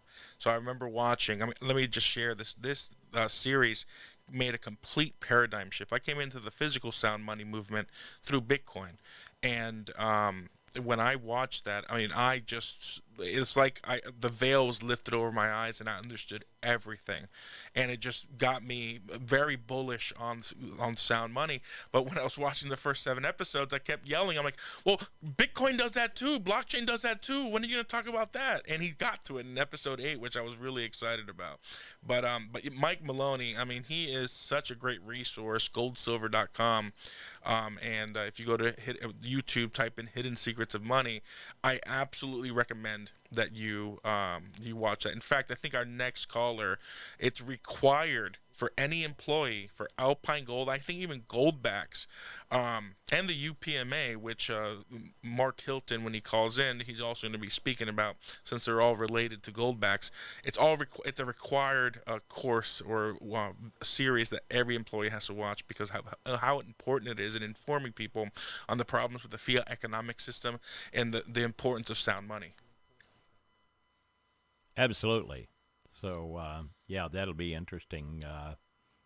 I'll have to go up there and chase that down myself and listen to those. Yep. In fact, that's if we can get permission somehow, Sam, I think that would be excellent if we could play that on your radio station sometime, if it plays well on radio. It is a video series, and the animation in it is top notch, but a lot of people like, basically how entertaining it is to watch, not just to listen to. But at the same time, maybe that's something that we could get done at some time. And again, that's called Hidden Secrets of Money. Yep, that's correct. Hidden Secrets of Money. You bet. Mike Maloney is the guy who he funded these all by himself. He wants to educate people, of course, on not to put too fine a point on it, but the frailty of the system. The system is breaking down now. We are at the end of the Keynesian cycle as far as the dollar's concerned. Keynesian cycle is kind of technical, but basically the fiat Ponzi scheme. I think that's your next caller, Sam. And so, but it's a great series, Hidden Secrets of Money. It's done by Mike Maloney. It's available for free on YouTube. Just do a quick search for the Hidden Secrets of Money. And I think Sam's got another caller. And I turned the mic down so me answering it won't butt into the conversation. Mark, are you there? Yes, I am. All right, welcome to the broadcast. We have Patrick and we have Daniel Diaz all right here. So I'm going to let you guys go ahead and take over, and I'll just run the board here. So, absolutely. Thanks, Sam. Hey, Mark, how you doing? Thanks for coming on. I'm great. Daniel. Good to hear from you. Likewise. So we've been talking about pretty much everything: sound money, the economy, currency, the problem with fiat, minor stocks, goldbacks, UPMA. So since you are here and you're the CEO of Alpine Gold, and you have your company is related to goldbacks and the UPMA, I'd love you to share with the audience what you do, what is your role, how is goldback, UPMA, Alpine Gold related, and what is your view on the economy and so forth. Okay, great. Well, again, thanks for having me on. So my role is President and CEO of Alpine Gold Exchange. We are just as the name suggests, an exchange focused on precious metals, but the subset of precious metals of legal tender precious metals or legal tender instruments. So the type of legal tender you can spend for goods and services. So that's our focus. The UPMA is sort of our sponsoring nonprofit association. This was founded back in 2013, just after the Utah Legal Tender Act was signed into law in 2011. And then our company, Alpine Gold, was essentially appointed, if you will, by the UPMA to run the operations. So we are a for-profit company. We needed to bring in outside financing to get the system up and running. But we support the UPMA as well as we do some other things of selling certain products online and whatnot. But I would say the major portion of what we do is supporting the United Precious Metals Association. So I'd say the way we're organized, and you mentioned Goldbacks as well. Goldback actually was conceived. The idea was conceived from within Alpine Gold by members of the staff of Alpine Gold. A fellow named Jeremy Corden and Larry Hilton and a few others came up with this idea because of all their experience. At that point, this was about 2018 when this was coming along. The idea for something that would be more spendable, that was based in gold. That we have silver coins, obviously, that are usable in small denominations, but for gold, you really can't. You can't spend gold in small denominations. So that was the idea that came along as part of Alpine Gold, and that was then spun off as a separate company called Goldback, which is a wholesaler, and so they focus on the design, the distribution of the Goldback currency, and that was a separate company. And that was in about 2019 when the first Goldbacks were launched. And in about 2021, we remerged and into a single entity. So Alpine Gold is now part of Goldback Inc., if you will, and Alpine Gold is one of the retail arms, but the only one that's owned by the wholesaler Goldback, and then we support the UPMA. So it's a little convoluted, but it's all there for good reason. There's another entity called Legal Tender Services, which is a law firm that in the state of Utah is required to have a trust and escrow organization. You need to have a law firm. So we essentially have the UPMA, which contracted with Legal Tender Services because it was felt right up front that we wanted to have trust escrow for privacy factors and so forth to set up these accounts that people could have. And then Alpine Gold is sort of under that, providing all the operational elements. Yeah, so I've hit on a number of your questions, but I'll pause there for a minute. See, is that making sense? Any follow-up clarifying questions? Yeah, when we met in person for the first time at the New Hampshire Liberty Forum, we had a little breakout session in the executive boardroom, and I learned about the fact that every member of the UPMA not only gets a member rate for Goldbacks. Yesterday on the show that we were on at the Missouri Freedom Initiative, they were asked us, where's the best place to buy Goldbacks? I initially said Alpine Gold. I'm like, actually, the best and cheapest way to get Goldbacks is opening up a UPMA account, which also, once you open that up, you have a trust. Not only can you have your gold, silver, and cash in a trust, you can also put your assets, your house, your car, your anything else. So maybe share a little bit about that, because there's some people listening that want to know how they can protect their assets, and potentially this trust is an option. Yeah, so we are set up where every account, and we have about 50,000 account holders now, have their own individual revocable trust. It's based off of a kind of a boilerplate template, if you will, but then it's automatically modified with whatever metals you have within that trust show up on your abstract or your declaration. That's a document that you can actually look at. In fact, the terms and conditions that new members sign and agree to is essentially the trust document. It is possible in there as well to add, to essentially use that trust declaration to go through a recorder, county recorder, or a title company to have other assets besides precious metals put into that trust. So I've done that myself. I put my house in, when we had a house in California a few years ago, I was able to just put it in there without having to go hire another trust attorney and pay thousands of dollars to come up with a trust. So it actually worked really well. And you can put other assets in there as well. The reason we do the trust, it's not just for that. I mean, it provides this level of privacy that you don't get by just having your money in the bank. Yeah. We know that the the federal government has new regulations where they're, for anybody with over a certain amount, they want to know details of how that money is, of balances and who the owners are and so forth. And so, our clients are really looking for privacy in their financial matters. And so the trust provides a really nice vehicle for that. It also provides a mechanism for easy, inheritance rules. So each trust can have beneficiaries assigned to it, and those should be other UPMA members.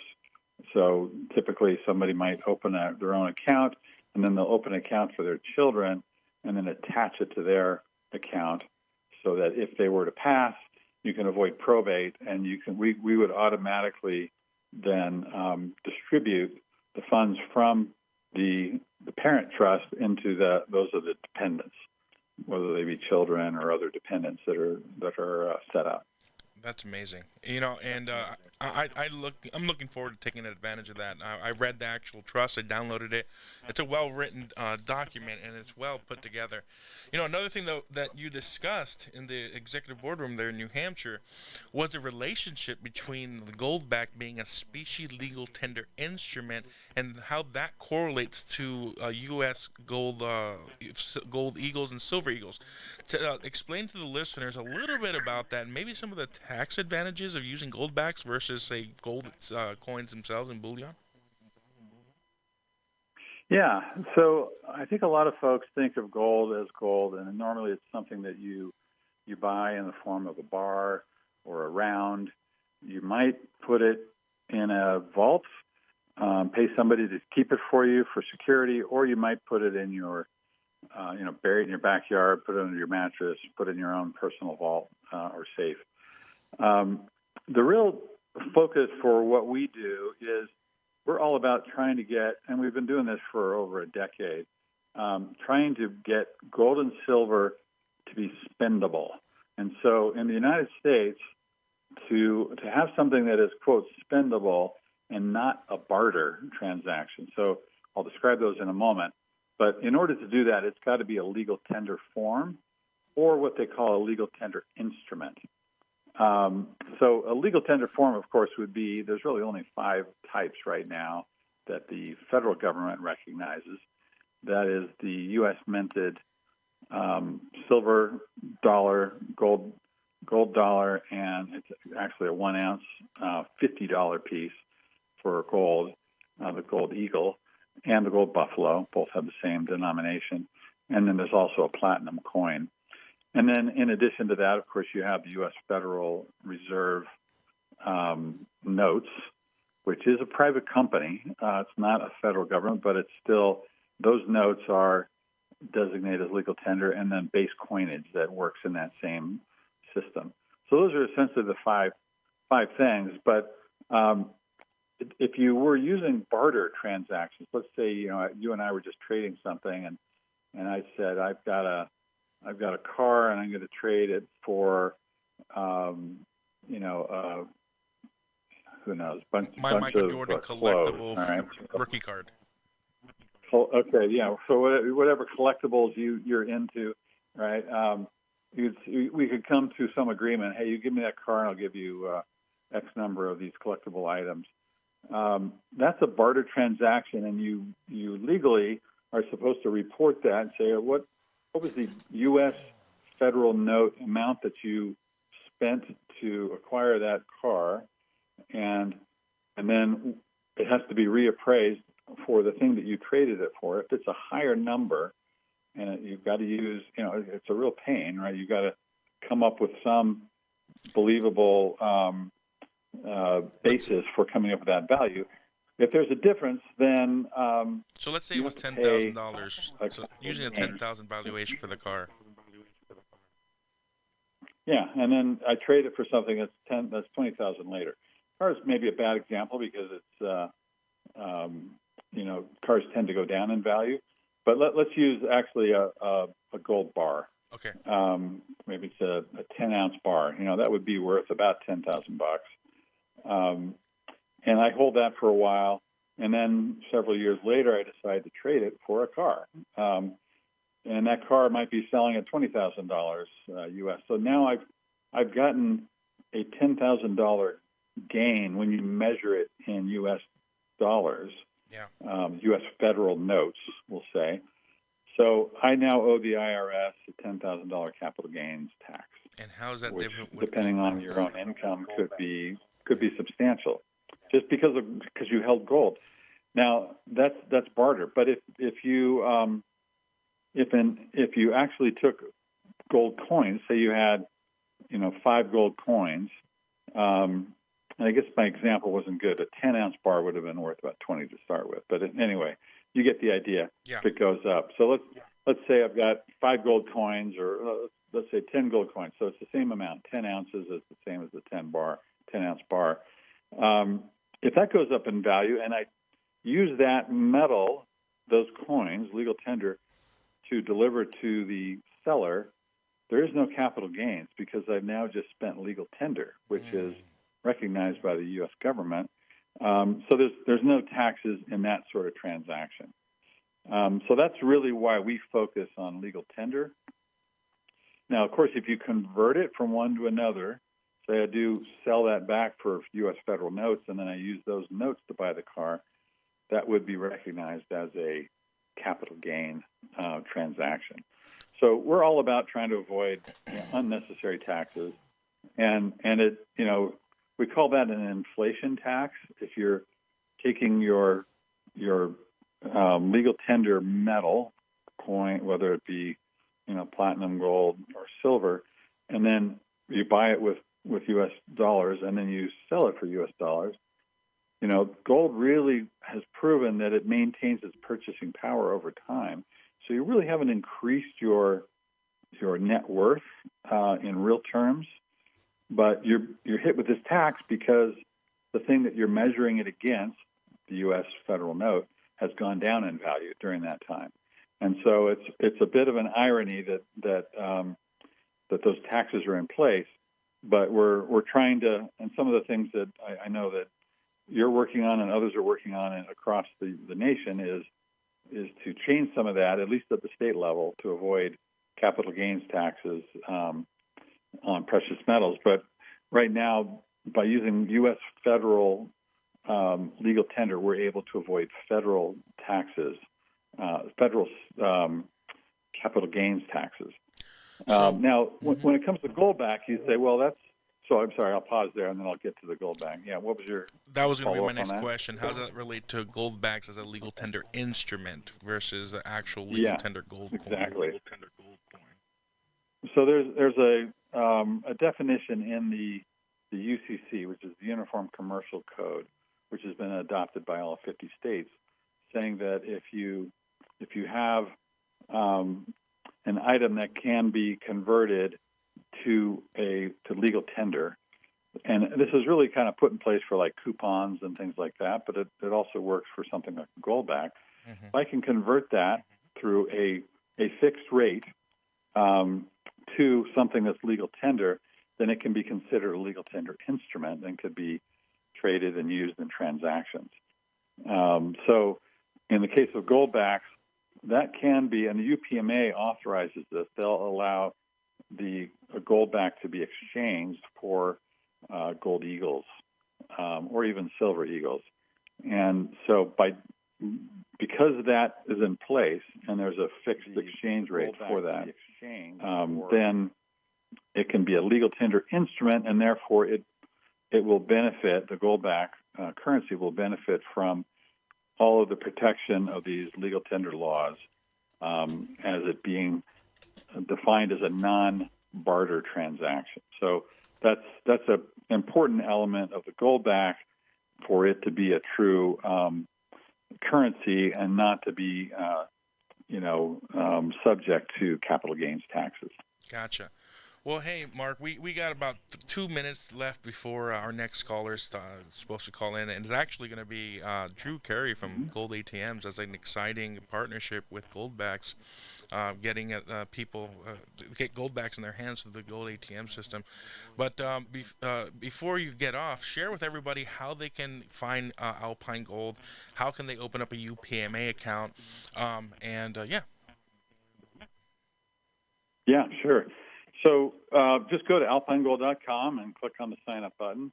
You can open an account. It takes about 3 or 4 minutes. You don't have to put in your Social Security number or anything, but we just ask for contact information, phone number, address, and so forth. And once you have that, there's a few benefits for having an account. One is very unique is the zero buy-sell spread. So you are, as a member, a UPMA member, and you join automatically when you open an account with us, you can sell that back to us, and we will pay you the same rate that we would sell that same metal to someone else on that day. So there's no loss. Like normally you go to a coin store and on any given day there's a spread. They call it buy-sell spread, meaning we buy at a certain rate and then we sell it at a different rate. So we allow up to $10,000 per member per month to convert back. So that's one of the benefits. You can also go into a lease and you can actually get a return on the metals that you hold, so you can grow the amount of gold and in some cases silver or gold backs. So those are just a few of the benefits, but real simple to do that. You can give us a call if you have any questions. But thank you for letting us explain a little bit about what we do, and we're really excited to see some of the things that are happening from a legislative front in Missouri and other states. Thank you so much. Absolutely. Thank you for coming on. We appreciate you being on the show. Thank you very much. It was my pleasure. You bet. God bless. All right. Take care.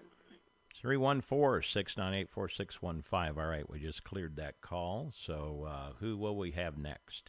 We're going to have Drew Carey from Gold ATM. I just texted him. And he tried to call, but I think because Mark was on, it went to voicemail. Yeah, unfortunately, there he is. I bet that's him now. Hang on, let me take this call. You guys go ahead and kind of fill the time for a minute. There's a comment here. Missourians should be able to have continuity of commerce. If O'Loughlin, that's Senator O'Loughlin, and Representative Dean Plocker continue as they are, they will be directly harming our citizens. Good comment, Gigi. Thank you. Yep, thank you, Gigi. I think we're going to have I'm excited about Drew Carey. He has a great company and product. We do have Drew Carey on the line, and let me make sure. Yep, phone's working. Let me hang this up. And Drew, hello there. Welcome to the broadcast. Hey, how's it going? Doing great. Daniel is on, Daniel Diaz, and also Patrick Holland with Missouri Freedom Initiative. They're both here, so I'm going to let you guys go ahead. And Daniel, you go ahead, and I'll just run the board here. Thank you, Sam. Hey, Drew, man, how you doing? Hey, what's going on, Daniel?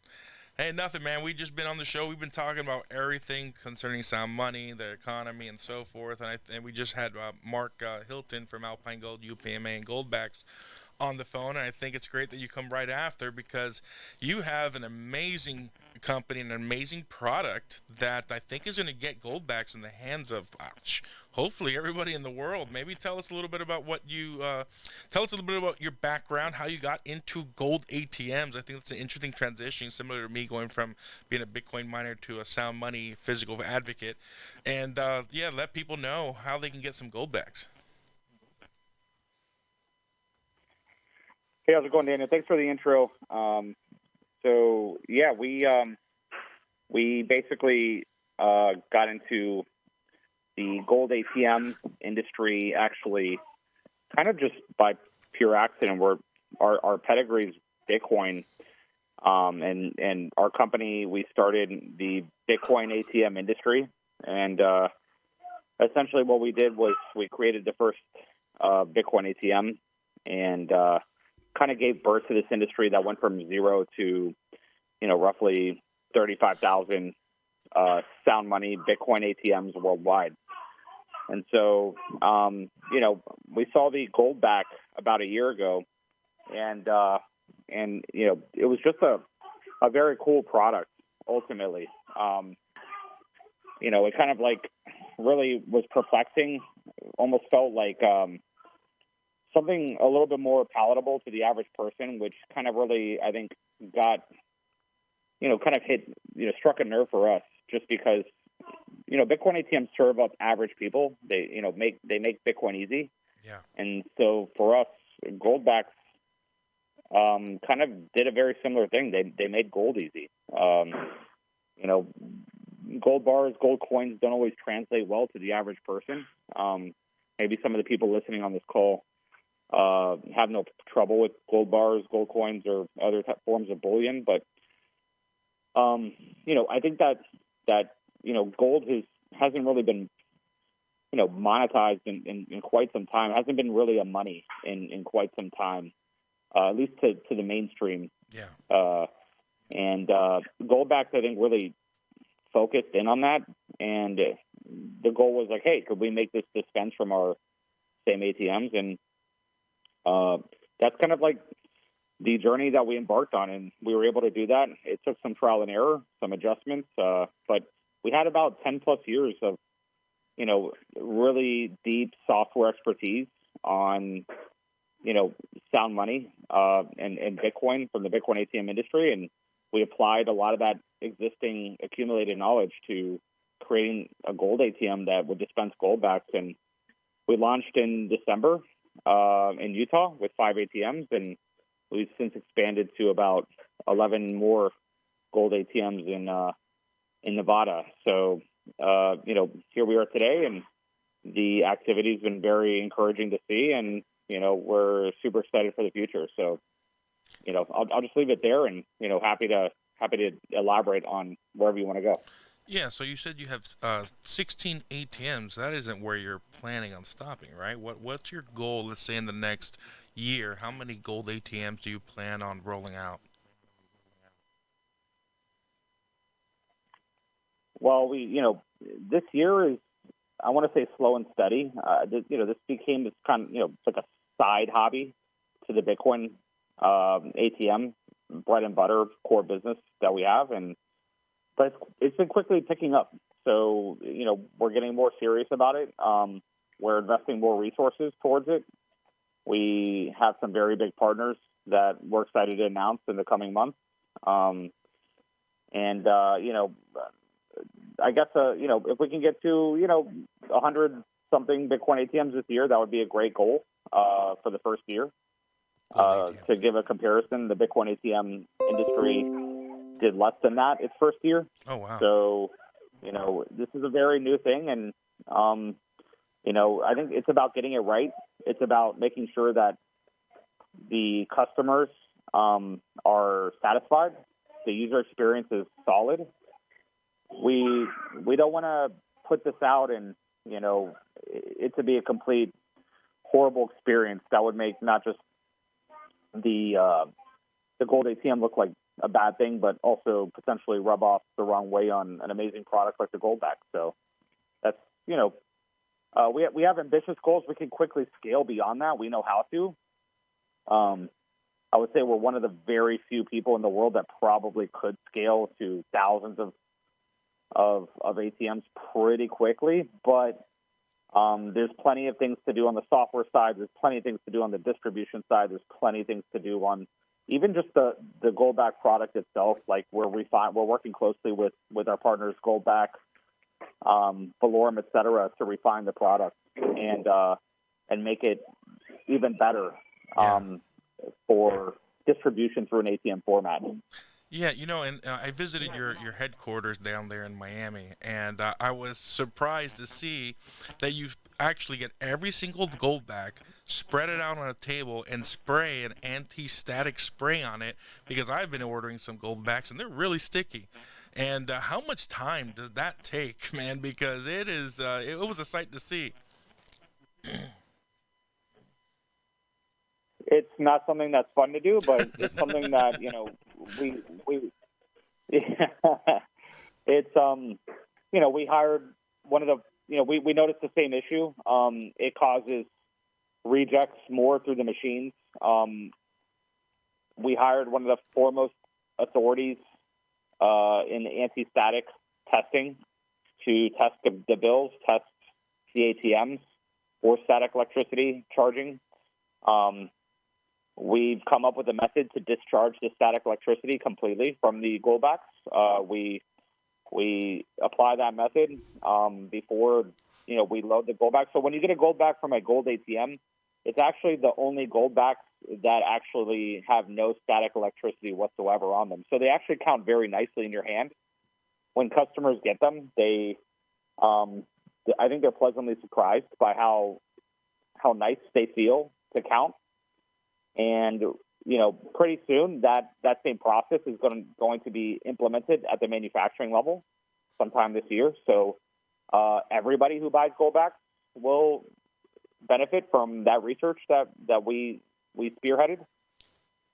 And then subsequently, there's other things that we're doing as well. We're always looking for every edge we possibly can get in terms of making the product better, making it easier to dispense. It's not perfect yet, but it's getting better and better and better every month. And, we have to teach all of our supply chain vendors in terms of, how to scale this out. So when you want to get to 1,000, 10,000 gold ATMs, you have to really think deeply about, all those different pieces of the puzzle to get there. And we have a ton of experience in doing that. We took an industry from $0 to $5 billion a year with Bitcoin ATMs. Sorry, that's my kid in the background. But ultimately, we have that experience already. We are quickly applying that, and we feel like we can do the same with gold backs in half the time. So yeah, absolutely. So we just got a comment, and this is a great way to end your call. It says, question, so what will it take to get gold ATM in my garage? LOL by Wilderness Gal M. Go ahead and share with people how they can find out when they can get a gold ATM, where can they find the current gold ATMs, and so forth. So right now we are looking at distribution options. We have no shortage of people who want to buy a gold ATM or run a gold ATM. But before we just sell them to every single person, again, we're just trying to make sure we get every little moving piece is as tight as possible. That way, whether it be, the B2C experience or the B2B experience, it's a very tight, well-refined experience for us, and that allows us to not blow up as a company. It allows us to be very efficient. We are not venture-backed. We don't have like major investors. We don't have any major debt.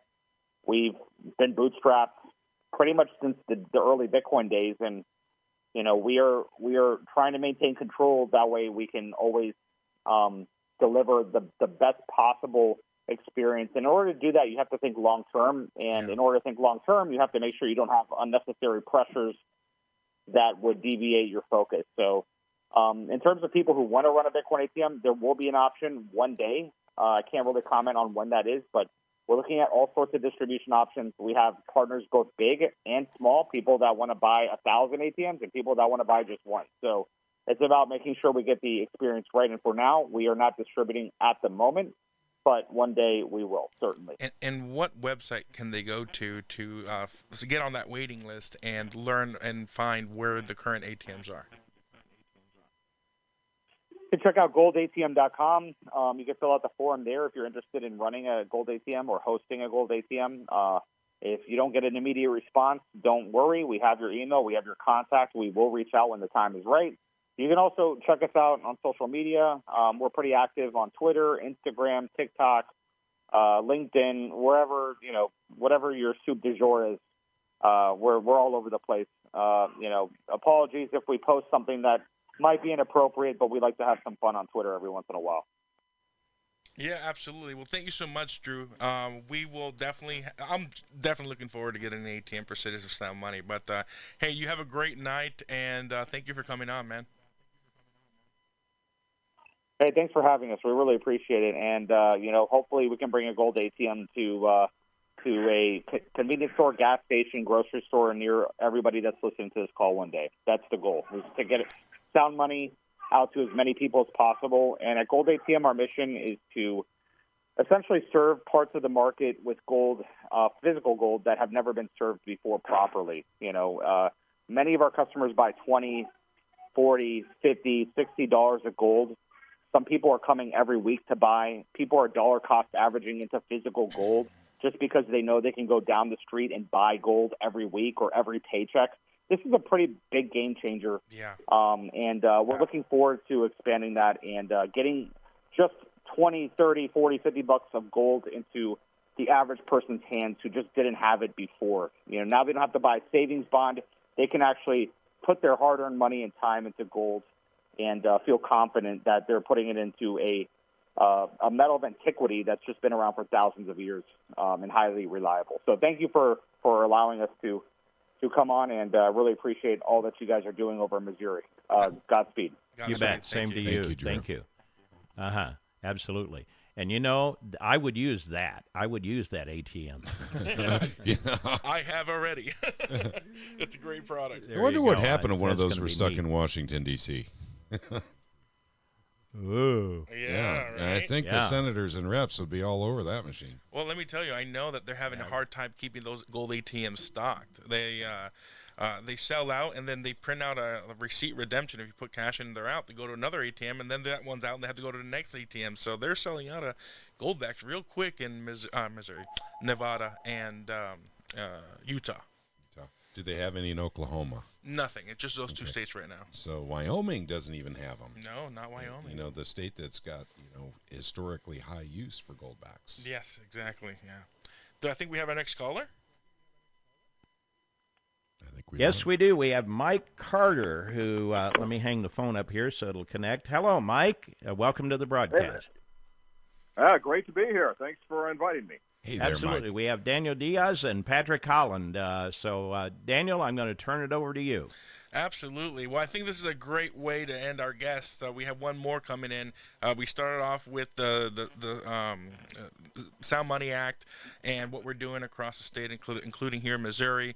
Then we had several callers come in, talk about the economy, goldbacks, gold bullion, the stock miners, and so forth. Now we're coming back to the legislative side. And Mike, you and I met in Florida when you were pushing the version of the Sound Money Act, and we were pushing the Sound Money Act. We connected, and we didn't know we existed, And so it was great to see another organization like Citizens Sound Money out there pushing gold-silver legislation. And then we learned about the Missouri Freedom Initiative, and our three organizations combined are touching about 25 states. So, Mike, give us a little bit of background about yourself, Economic War Room, and tell the listeners about Pirate Money, the book that we handed to almost every single legislator in Florida and legislators across the country.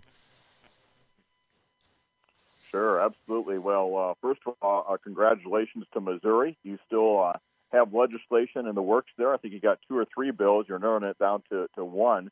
But for those listening in Missouri, very excited about the potential of them being the true show-me state out there. Yes. You betcha. And certainly want to do everything we can to help make that happen in Missouri.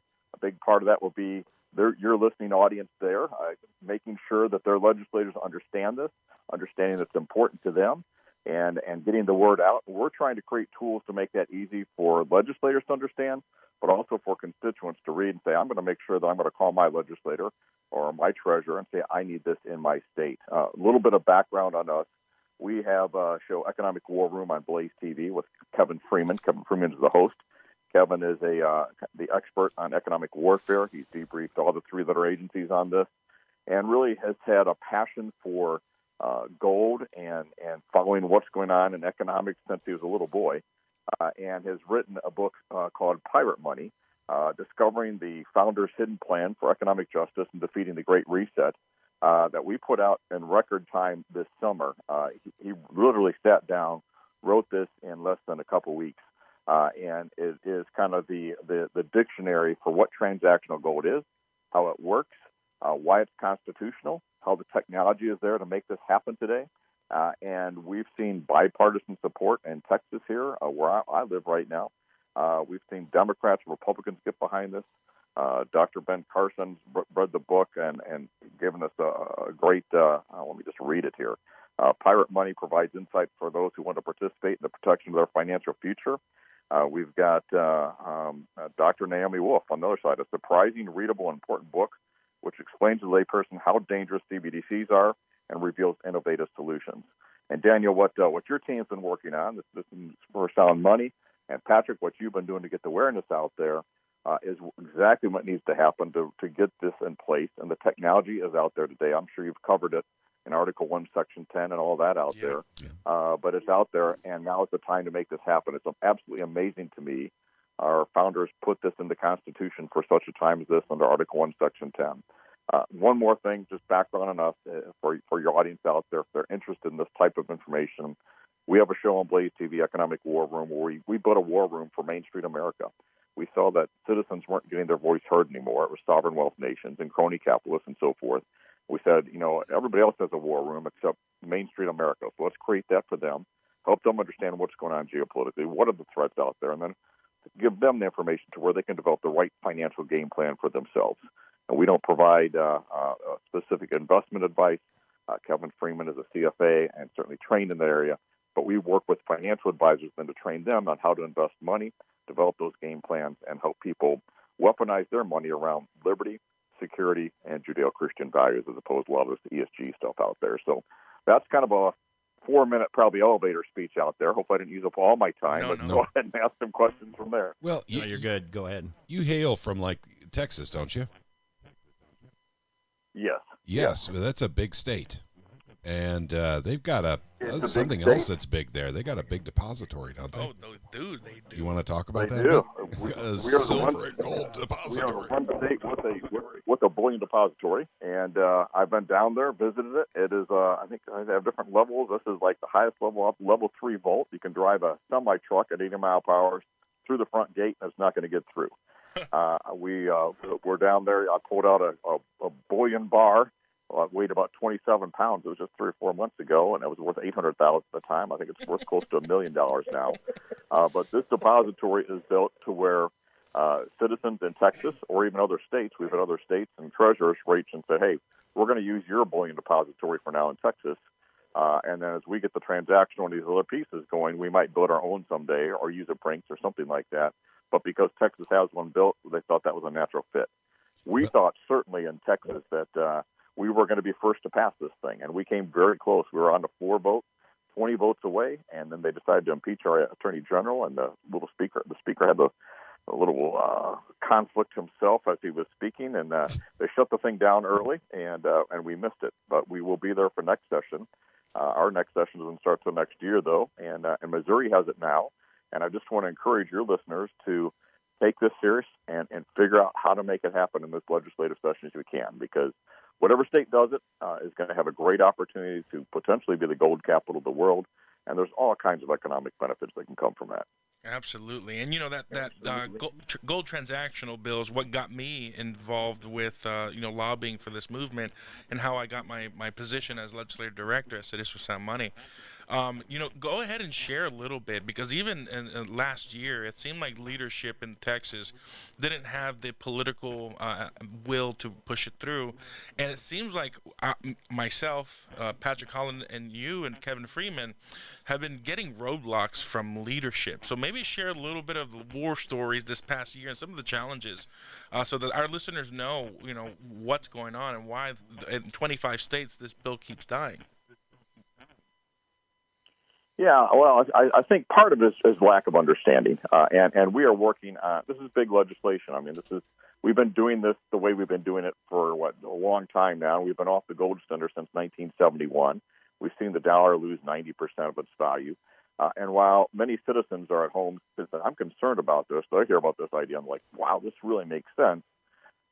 Legislators have a lot of conflicting interests out there. Yeah. We've seen though happen is, sometimes it's best if you don't know what you don't know yet. And if it wasn't for a freshman representative that we had in Texas, the bill wouldn't have gotten as far as it did out there. He didn't know what he couldn't do at the time. But yet once people got it, and we got to the first hearing and then the second hearing, and we saw Republicans and Democrats getting behind this thing, and we saw enthusiasm on the floor, if it would have got done on the House floor, it would have got through the Senate. The Senate didn't think it was possible to get it as far as we did. We're seeing that same thing as we look at other states out there. It's like you might have, Daniel, you saw in Florida, the House was ready to go with it, but then there was someone in the Senate that said, nope, not doing it, not this time, maybe next year. House does that. If they're not going to do it, then I'm not going to do it. I don't know what potentially are the blockers out there, but I know that as you get the ground support behind this thing, and as more and more people understand it, we've also seen, states reaching out to us and treasurers reaching out to us. The book Pirate Money, easy read. I really encourage your audience to get it. If you go to piratemoneybook.com, you can get the book. We encourage people to buy them and send one to their legislator and the treasurer. We had the treasurer in West Virginia call us up and say, "Hey, how come I keep getting these books sent to me? Tell me more about what this thing is about." So this is where the grassroots just starts to circulate this and get the word out and build knowledge around it. And how then all of a sudden, I'm not calling the treasurer. They're kind of reaching out and saying to us, "Well, tell me more about this. What is this?" And then you get a few aha moments out there. I had a treasurer in another state. He said, I didn't really understand this until I read this book. And this is not a plug for the book, but it is a plug for the book if it'll help get this thing done. We're not doing it to make money. We're doing it to educate and get the word out. But the treasurer said, finally, I get and understand what this is about. But it's very simple, folks. It's a matter of taking part of what you make, getting it into a bullion depository, whether it be a Brinks or the Texas Bullion Depository, getting the states to declare it legal tender, and then using technology that's available today. There's multiple platforms out there where you can basically take that gold that you have in the depository, now it's legal tender, and spend it anywhere there's a MasterCard or something like that out there. So I'm out spending gold right now at retailers. They don't realize that. I say, I'm going to pay for this in gold today, and I show them how it works, and they're amazed. And then I say, would you like this paid in dollars or in gold? Well, we're not set up to actually pay in gold today, but that technology is there to where you can actually pay peer-to-peer even in gold. So it's an exciting future. We have the technology available to do this. It's a natural hedge against inflation. It's just another way to pay. But wouldn't it be great if, for the first time ever, average working Americans realized that they could afford to own gold? Because that's what we hear right now. Yeah. I don't have enough money to buy gold. Well, you can buy as little as 10 cents of gold on these platforms. Glint Pay is one example. You can buy as little as you want, and you can start to accumulate and build that gold. And it might be in a year's time, you put $100 a month, you get $1,000 to $1,200. It's saved, it grows because, gosh, gold has jumped up for the last month here, $200 or $300 an ounce. But if you need to spend it, I can spend it. Gosh, the car breaks down, you need to get to work. Well, I didn't want to spend my gold, but at least I have it there, and it's kept up with inflation. Those are the benefits of what we're talking about today. And this is, and I can't emphasize enough, and so appreciate, Patrick, what you're doing there in Missouri. Thank you. The groundwork that you've laid over the last 2 or 3 years to get this as close as it is. And I just want to encourage your listeners. You're right at the crest of the mountain now. Just keep pushing at the top and get this thing over the finish line. And once 1 or 2 states get this going, I think you're going to see 10, 15, 20 states behind it. I think you're right. Absolutely. So, Mike, we're your time is pretty much over, but go ahead and share with the listeners how can they learn more about Economic War Room and listen to Kevin Freeman when he gives his updates. Absolutely. If they go to economicwarroom.com, economicwarroom.com is WARROOM, economicwarroom.com. You can sign up for our free show. We'll send you 1 show a week. It's free. We don't ask for anything. We also send a battle plan with it with backup links. We want you to look at all the information and know and decide, okay, this makes sense to me. I'm going to research this more because, we believe that our audience is smart. They want the truth. They want to understand what's going on. We make it absolutely free to them. And then the book, you can get the book at piratemoneybook.com. And if you prefer to go through Amazon, you can. If you prefer to go direct through us, that's probably better for all of us. But piratemoneybook.com. And we're also going to just launch Pirate Money Radio on American Family Radio. It's going to air Saturday mornings at 10 o'clock in Missouri time. So that's just launching this next week here. So you get more information there. We'll talk about pirate money, about gold, and the true value and stable system that provides. And appreciate the opportunity to be on the show tonight. Thanks, guys. We appreciate you too. Thank you. Okay. All right. Thank you. Thanks, Have a great evening. You God too. bless you, man. All right. You bet. All right. Do we have anybody else in the wings? Yes, we do. We have one more. The new chairman of Citizens of Sound Money. So I just sent them a message. But yeah, we can maybe take some questions in the meantime. Yep. Well, Shane Gordon had chimed in on Rumble, and he says, should I get a hold of my rep now? He's in Wisconsin, by the way. Should I get a hold of my rep now and start the ball rolling on gold and silver as legal tender for my state for next year? And I replied, Shane, yes, with 3 explanation points. Remember now, literally the best time to plant a fruit tree was 7 years ago. The second best time is right now today. And that's true with getting legislation done. There is nothing wrong with actually starting early and talking to legislators, right now. Absolutely. Even though your session may be over, you definitely want to plant that legislation. Absolutely. All right, and we do have our next guest. Hey, Reno. Yeah, hey guys. Hey, boss. How you doing? I'm doing awesome, man. I've been listening to the guests you guys have had on. Just been really an awesome night. I want to say thank you to Missouri Liberty Radio and, of course, Missouri Freedom Initiative, and you, Patrick, for just the incredible sound money culture you guys are building in Missouri.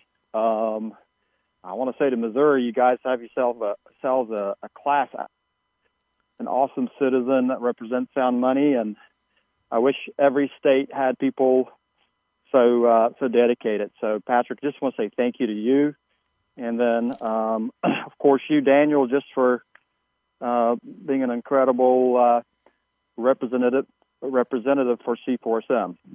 Yeah, thank you. Thank you. Much. So, Reno, I want you to share a little bit. We've talked about sound money and your views of Bitcoin, but that's led to your views of the natural order of money. What's his name? Peterson. Peter Schiff. No, Dave. Is it? Yep. Peter. What's his first name? I forget. Jordan Peterson. Jordan Peterson. Jordan Peterson. And I'd love you to talk about, because this is a Christian radio show. I'd love you to talk about the order of money and why gold and silver is so important to humanity, and what does that mean exactly in that order? Yeah. Okay. So, there's been this question about why gold and silver throughout history, and obviously people keep choosing it. We look back in history, and it's just sort of a repetition. And I really have always just thought it was a social construct, like we just sort of settle on it. And then a few years ago, I heard this podcast by Jordan Peterson and Roy Sabag. It's called The Natural Order of Money, and he wrote a book called that. And it just talked about all of the different elements on the periodic table, specifically the metals, how they're connected to each other, and how, for example, copper is 5,000 times more abundant in gold than the Earth's crust, and it's also priced 5,000 times cheaper than gold. And so there is this idea that gold is the central commodity, that all the other commodities are sort of connected around. And so it gave me a fresh appreciation of how God created all of these elements. And so my belief is that gold is actually created to be money. It doesn't have too many uses, so it can't be used up like an industrial metal. And at the same time, it is rare enough that the scarcity of it creates this value for us to use it. It doesn't react with other metals. It's very unique. Can't be destroyed. Of course, can't be created. Many have tried. I think it was Isaac Newton that famously tried to create gold and couldn't do it. So I just think it's a very fascinating how it fits into the rest of creation. Yeah, absolutely. And, in that light, let's bring it back to practical sound money. You're actually the first person that I heard as a business owner that is accepting asset-backed digital currencies. And as a business owner, you're actually saving money. Go ahead and share with some of the business owners that are listening how receiving asset-backed digital currencies, which is gold and silver backed one-to-one with a digital asset, would save business owners. Because when I spoke in Florida at the National Federation of Independent Businesses, when I shared that they could save 200 to 400% on credit card fees by accepting asset-backed digital currencies, gold and silver, digitally, I mean, NFIB said that this is probably going to be one of the top legislative priorities that they're going to push next year because it would benefit them. So go ahead and share what you do. What does it mean to accept it as a business owner, and how does that save not just you money, but also your customers? Yeah. So, there's a variety of different vendors out there, and the particular vendor that I've chosen to. So we have a farm. Let me start with that, and we have some produce type products that we sell off of the farm. And the vendor that I use has something. It's basically a payment portal called Kinesis Pay or KPay. And what this particular portal does is it allows the user, through the use of their app with this particular company, to send or pay a business owner like myself for a product. So pretty much like a PayPal or another type of setup. However, the fee is 45 basis points. So let's say on a $5 bag of tomatoes that you come and buy from me, when I use a credit card, it's going to cost me about 10% because there's a flat fee. And then in addition to that, I think I pay like 4 or 5%. So on a smaller item like that, it's significant. It's 10%. So when I use something like Kinesis Pay, I'm only as the vendor or the business paying 45 basis points for that transaction, which turns out to be 90% cheaper than what I would through credit cards. So there are tremendous benefits for business owners to save money. And I mean, even on a transaction that's $100, you're saving like 80%. So what's exciting to me with regards to that is that we can actually engage business owners that are not sound money proponents, but are just looking to save money through using these payment portals. Yeah, absolutely. And for the listeners that don't know what a basis point is, so 100 basis points is equal to 1%. Yeah.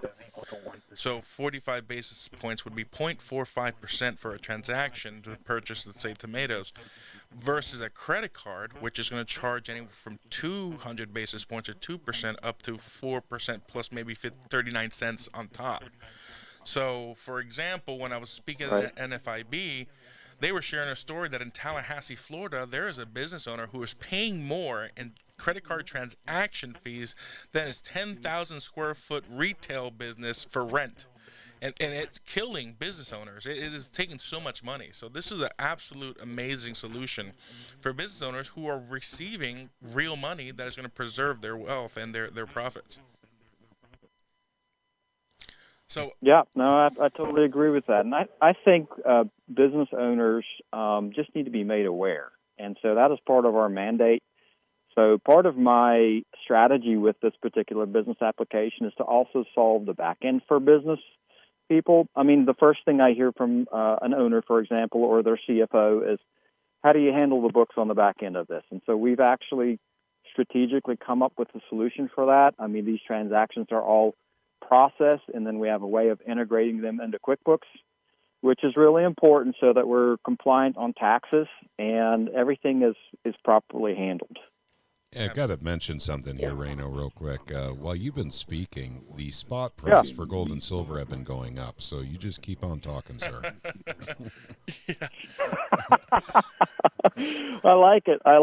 Keep me on. So with that said, Reno, I want, you are now the new chairman of Citizens for Sound Money. Our founder and our late chairman, Jim Forsyth, passed away tragically on March 15th. And he had an amazing vision for not just our organization, but for the whole world.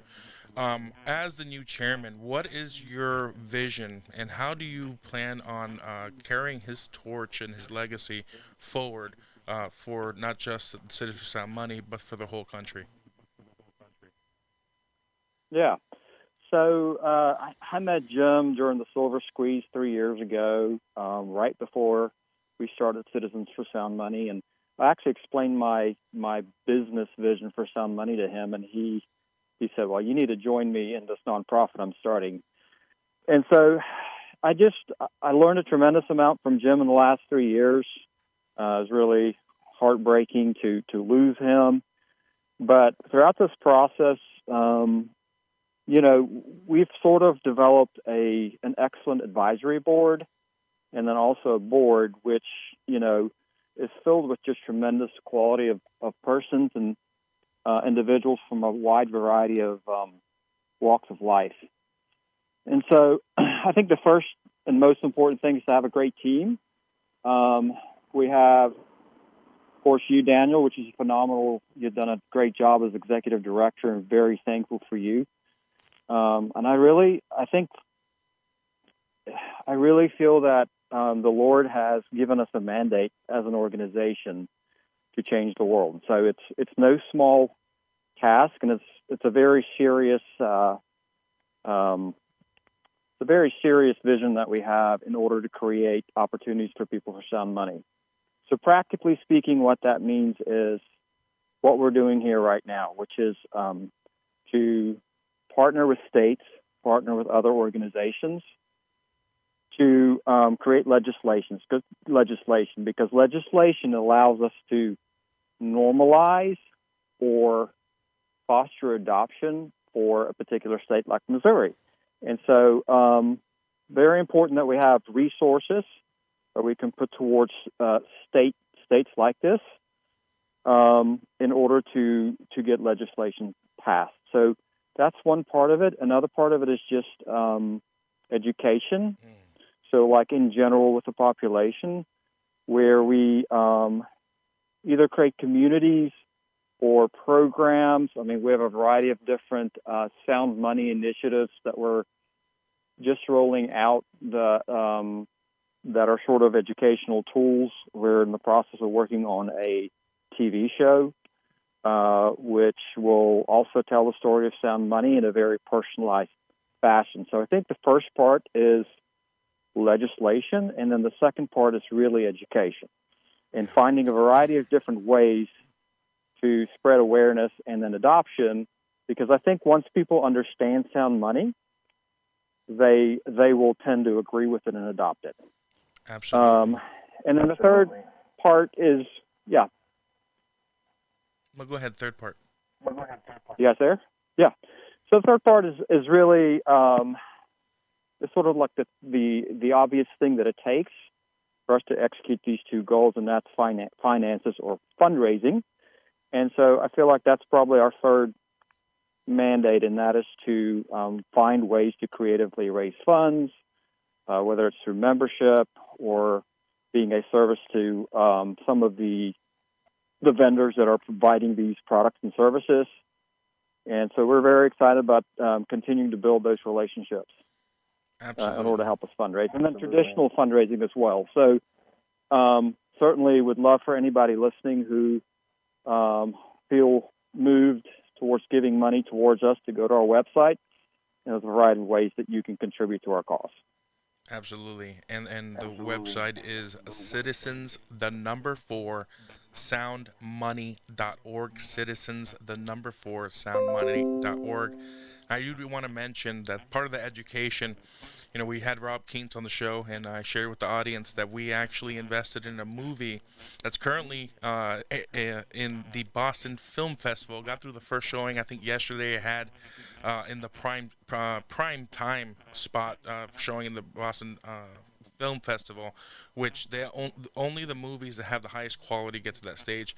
And then the TV show, the title of the TV show is The Sound Money Movement, a Foundation of Freedom. And it will most likely air on the Discovery Network's The Science Channel. And we're targeted to air our first half of the season in Q4 of 2024, and then the second half of the season in Q2 of 2024. And this is just part of the mission of Citizens for Sound Money, not just advocating legislatively, but also educating the masses. We just got our 501c3 organization, Sound Money Movement, approved by the IRS. And on the advocating side, we have also for the C4 we lobby, but we also want to support our friends who are pushing sound money legislation, and we opened up a super PAC called the Economic Freedom PAC that was authorized through the FEC recently as well. So we have a great vision to change the world. And Reno, thank you so much for leading. You're definitely a servant leader as well. I'm honored that you are my boss, and I look forward to continuing working and pushing the sound money movement forward. Awesome. No, I love working with you, Daniel. Same here. It's mutual. And I appreciate you guys having me on. You bet. And I want to say a personal thanks to you, Reno, from the Missouri Freedom Initiative. Not only for what you're doing for the Sound Money movement, You're but welcome, also, Patrick. letting Daniel, stay here for a while and help us out with our bill. I mean, that's, showing, basically exactly what you said before, what Daniel has said before. We all have to work together to get this done. Yeah. It's not really easy to get legislation done, even in a state. Sometimes, unfortunately, I hate to take that phrase from Hillary, it takes a village. It does take a lot of people to get the work done in state legislation. And Daniel's been a big help to us. And so I'm appreciative of you and the entire board. Thank you very much.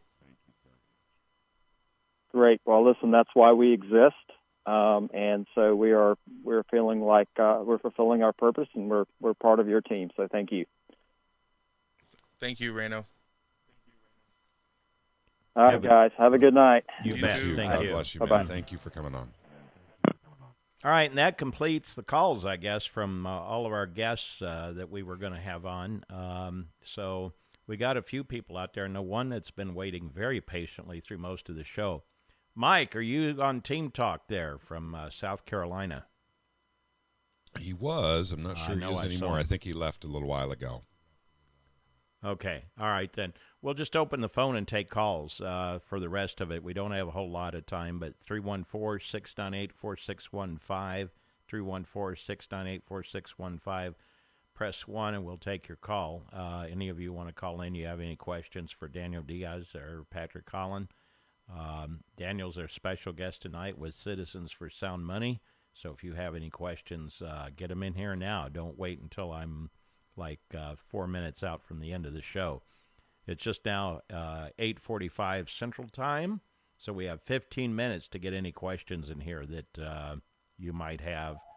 And in the meantime, we do have a call, so hang on, guys. I'll see who we got. You're a popular guy, Sam. And Mike just came in.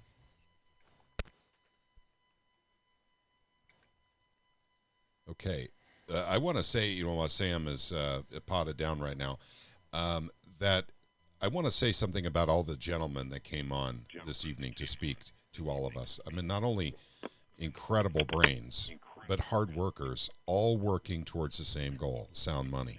They come from different walks of life. They come from different states. They have different areas of expertise, but all working together to do the same thing. And I think that's brilliant. I think that's awesome.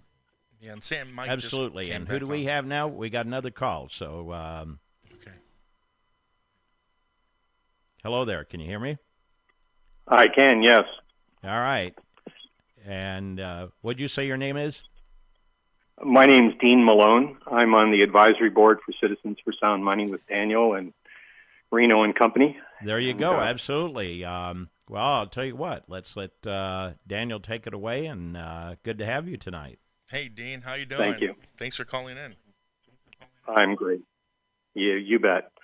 So I've enjoyed listening to the show up till now, and there's a couple of interesting things I think I'd like to add that weren't put on the table as things were being discussed. There's a lot of concern out there that people have about the stability of money, and justifiably so, but there's a few dimensions I think that are the listeners are probably not aware of. For example, one of the things that drove me actually to speak with Jim was my own efforts to look to protect my own money, my own investments. I don't have confidence in the banks. I did a deep dive on my own credit union and what they were doing with their balance sheet, and actually had a few discussions with the chief financial officer for the bank, and they're not really going to be taking the bank in a direction that's going to lead to stability. And then, so the concern that I've had for quite some time, I got involved with the public banking organization, Ellen Brown and Company, and actually through that was invited to the advisory board for the Public Banking Associates, which is an arm that looks to push public bankings, and that's kind of where Jim and I had our lead in when he invited me to the board. My concern at the time was bail-ins. It's still a big concern for me.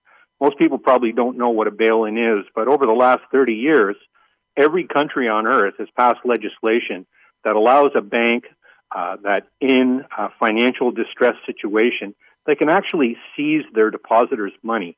And what's happened at law is that our money that we deposit in a bank and that we think is our money, as soon as we deposit, it's not our money, it's their money. Right. And we actually move to the bottom of the chain for in a bankruptcy situation.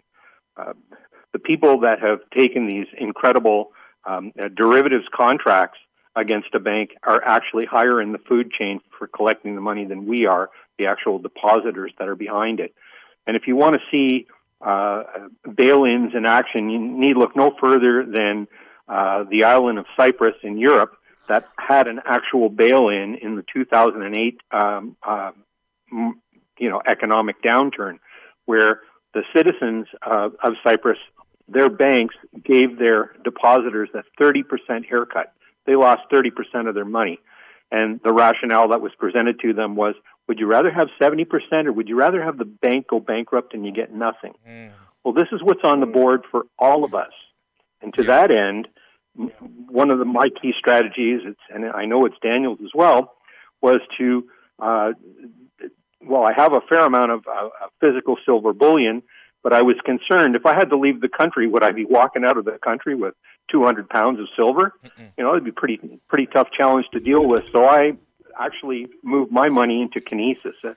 I sold the bullion and moved the cash into Kinesis. Absolutely. It's a one-to-one crypto gold that's backed against a real exchange, and it's much safer than a bank because Kinesis is not a bank, and it's not going to subject its depositors with bail-in.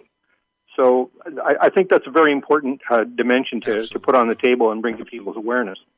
Yeah, thank you for bringing that up, Dean. That's a great point. Our chairman, he spoke about the Kinesis Pay. So for those that are listening, Kinesis is an international company that has over 15 vaults in 13 different countries around the world that do audits 4 times a year to verify that their gold and silver is backed 1-to-1. And right now, we don't have a debit card in the United States, but the minute that they do, which I think sometime this year they will be issuing a debit card, Kinesis is going to be my bank for the most part. I'll still have everything else, all the other partners that we have, UPMA, Glint, and so forth. But Kinesis, I mean, the great thing about that is you earn a yield every single month in gold and silver. And when you put your gold and silver, you can deposit it into one of their vaults. You can wire transfer money and buy gold and silver.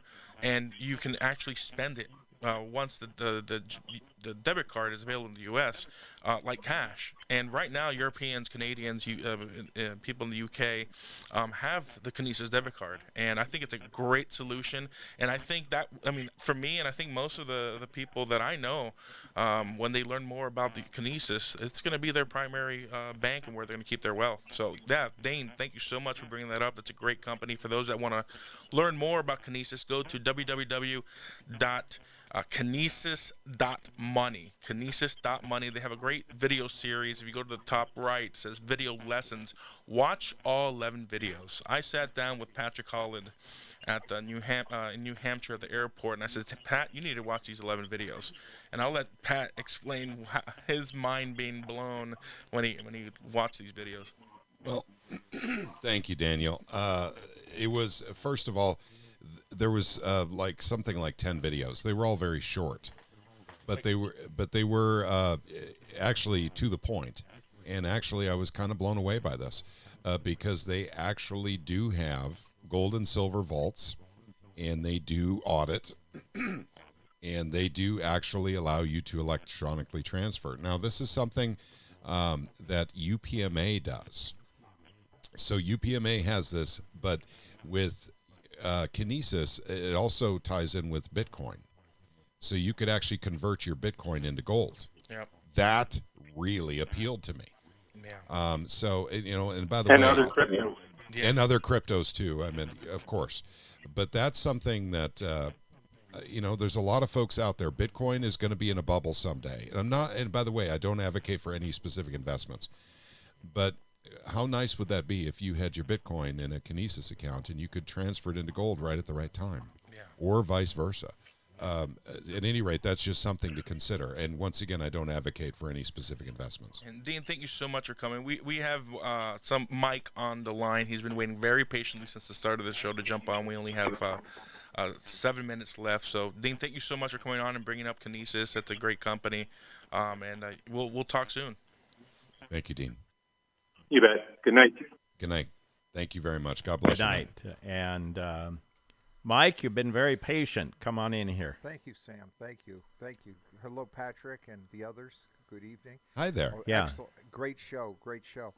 My only comment I was going to make was to listeners who are hearing Missouri Liberty Radio for the first time, and this is all new information to them about banks failing and all this.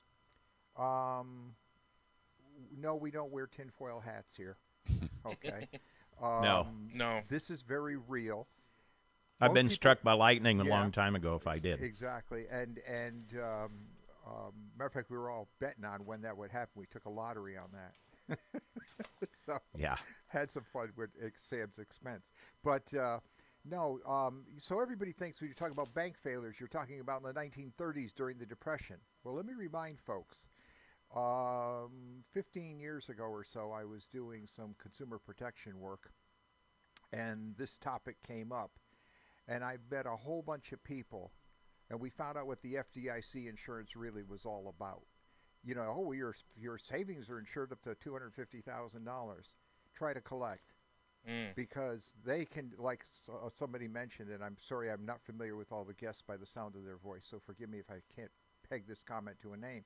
But you know, you can get a percentage. They can clip it. You know. And they have up to 99 years to pay you. They can outlive you. Wow. Stalling you. And I met people who, when the Silverado mess happened in the 90s, remember that down in Texas? This is recent history. This is not ancient history. People like, I know somebody who, rather than getting her, a little old lady, instead of getting her $1,000 cash through the FDIC, the bank had a appliance store that went under, and they shipped her a refrigerator, said, now we're even. Yeah. Wow. Try to eat a refrigerator. See how much food you can get for that at the store. Yep. Yeah. Yeah, no doubt. And the refrigerator was a lower price at retail price than the money she lost. But they said, now we're even. Take it or it's nothing. Yeah. Yeah. And to the your banks point, didn't have it. Yeah, and to your point, Mike, everything that we've talked about, anybody can do a Google search, and there's recent articles about the problems with the banking system, and I'm seeing article almost daily of people losing $100,000, $50,000, $2 million through bank scams, and the banks aren't taking any responsibility for their lack of security. The banking system's in trouble, and this isn't just made up stuff. Anybody can look it up themselves on Google, DuckDuckGo, anything. Look it up in the news. Type in banking failures, banking problems, commercial problems with the commercial loans. So this is a very real problem, and the Sound Money Act, the Constitutional Money Act, is the solution so that the states can protect the residents and the citizens from the federal government confiscating like they did back in 1934. And, you know, it's so important that people, you know, wake up and take a look at their finances. And if they're in the dollar, you need to get out. You need to get out right away and then start putting it in physical gold and silver or digital gold and silver. Well, we're not financial advisors. We consider ourselves taking our own money out. So Correct. So at any rate, we don't advocate for that sort of thing, you know, necessarily. But I think people can read between the lines, Mike. Yeah, and what happened was the other thing I was going to mention real quick was the I'm sorry for that phone ringing. People don't understand how fractional liquidity ratios work with the banks, how shaky banks are. Yeah. When the Federal Reserve is going to give them sometimes 10, 14, 15 times actual cash on hand as their lending line. I mean, how fragile that is. It's like buying stock on margin when the market's going down. Yeah. Yep, exactly. We have terrible options and we have good options, and states need to work with us on this too. The best option, of course, is to have a second option, a choice. Yes. That's what the state legislation is all about. There's not a single state that has propose legislation or pass legislation that eliminates the dollar. This is simply another option to complement the dollar, if you will. People can choose another option for money, and we'll never get that done through the federal government. Exactly. Yeah, absolutely. We're getting down close to the end of the show, but let me ask you this, guys. After we leave the air here, could you hang for just a few minutes? Because I got a couple of questions I want to ask you. Sure thing. Absolutely. Sure thing. All right. I want to say a special thank good. you to Rain Man. He knows who he is. He sweet talked Silver up some 50 cents, while he was on the radio tonight. It's at 27.61. Rain Man, come back. Yeah, just keep pushing, huh? Yeah, absolutely. Well, I tell you, I've learned a lot out of this. I want to learn a whole lot more. So we'll just keep. We'll do some more of these shows. And Daniel, you're welcome back anytime. So, absolutely, I'd love to come back. To have you. Definitely. You bet, absolutely. Maybe next time we have you on, we'll take some regular calls from listeners. Sure. Absolutely. Let's definitely do that. So we'll do some of that. Yeah, we've had quite a bit of traction, by the way, Sam. I want you to know on the socials. We have 300 people listening live right now on Twitter, by the way. Good deal. So thank you for everyone who listened in, tonight on the Missouri Freedom Initiative socials. We really do appreciate you. And actually, I'd like, if you don't mind, if we can have Daniel end the show to let us know about what they can do to help Citizens for Sound Money. Is that okay, Sam? Yeah. Absolutely. Thank you, Patrick. Go Thank right you, ahead. Sam. If you want to support what we're doing, go ahead and go to www.citizens4soundmoney.org and click on the donate button and go ahead and make the biggest contribution you can, because every single dollar is going to go to legislative advocacy that we're doing and education of sound money around the world. So thank you so much for having me on the show. I look forward to doing it again. Absolutely. Yeah, we're looking forward to it again. I will get back with you and we'll schedule another show, because this has been a lot of fun. Best 3 hours in radio. You betcha. So anyway, all right, guys, hang tough. I'm gonna get us off the radio, so we're just on the board, and then I'll come back to you. Hang on.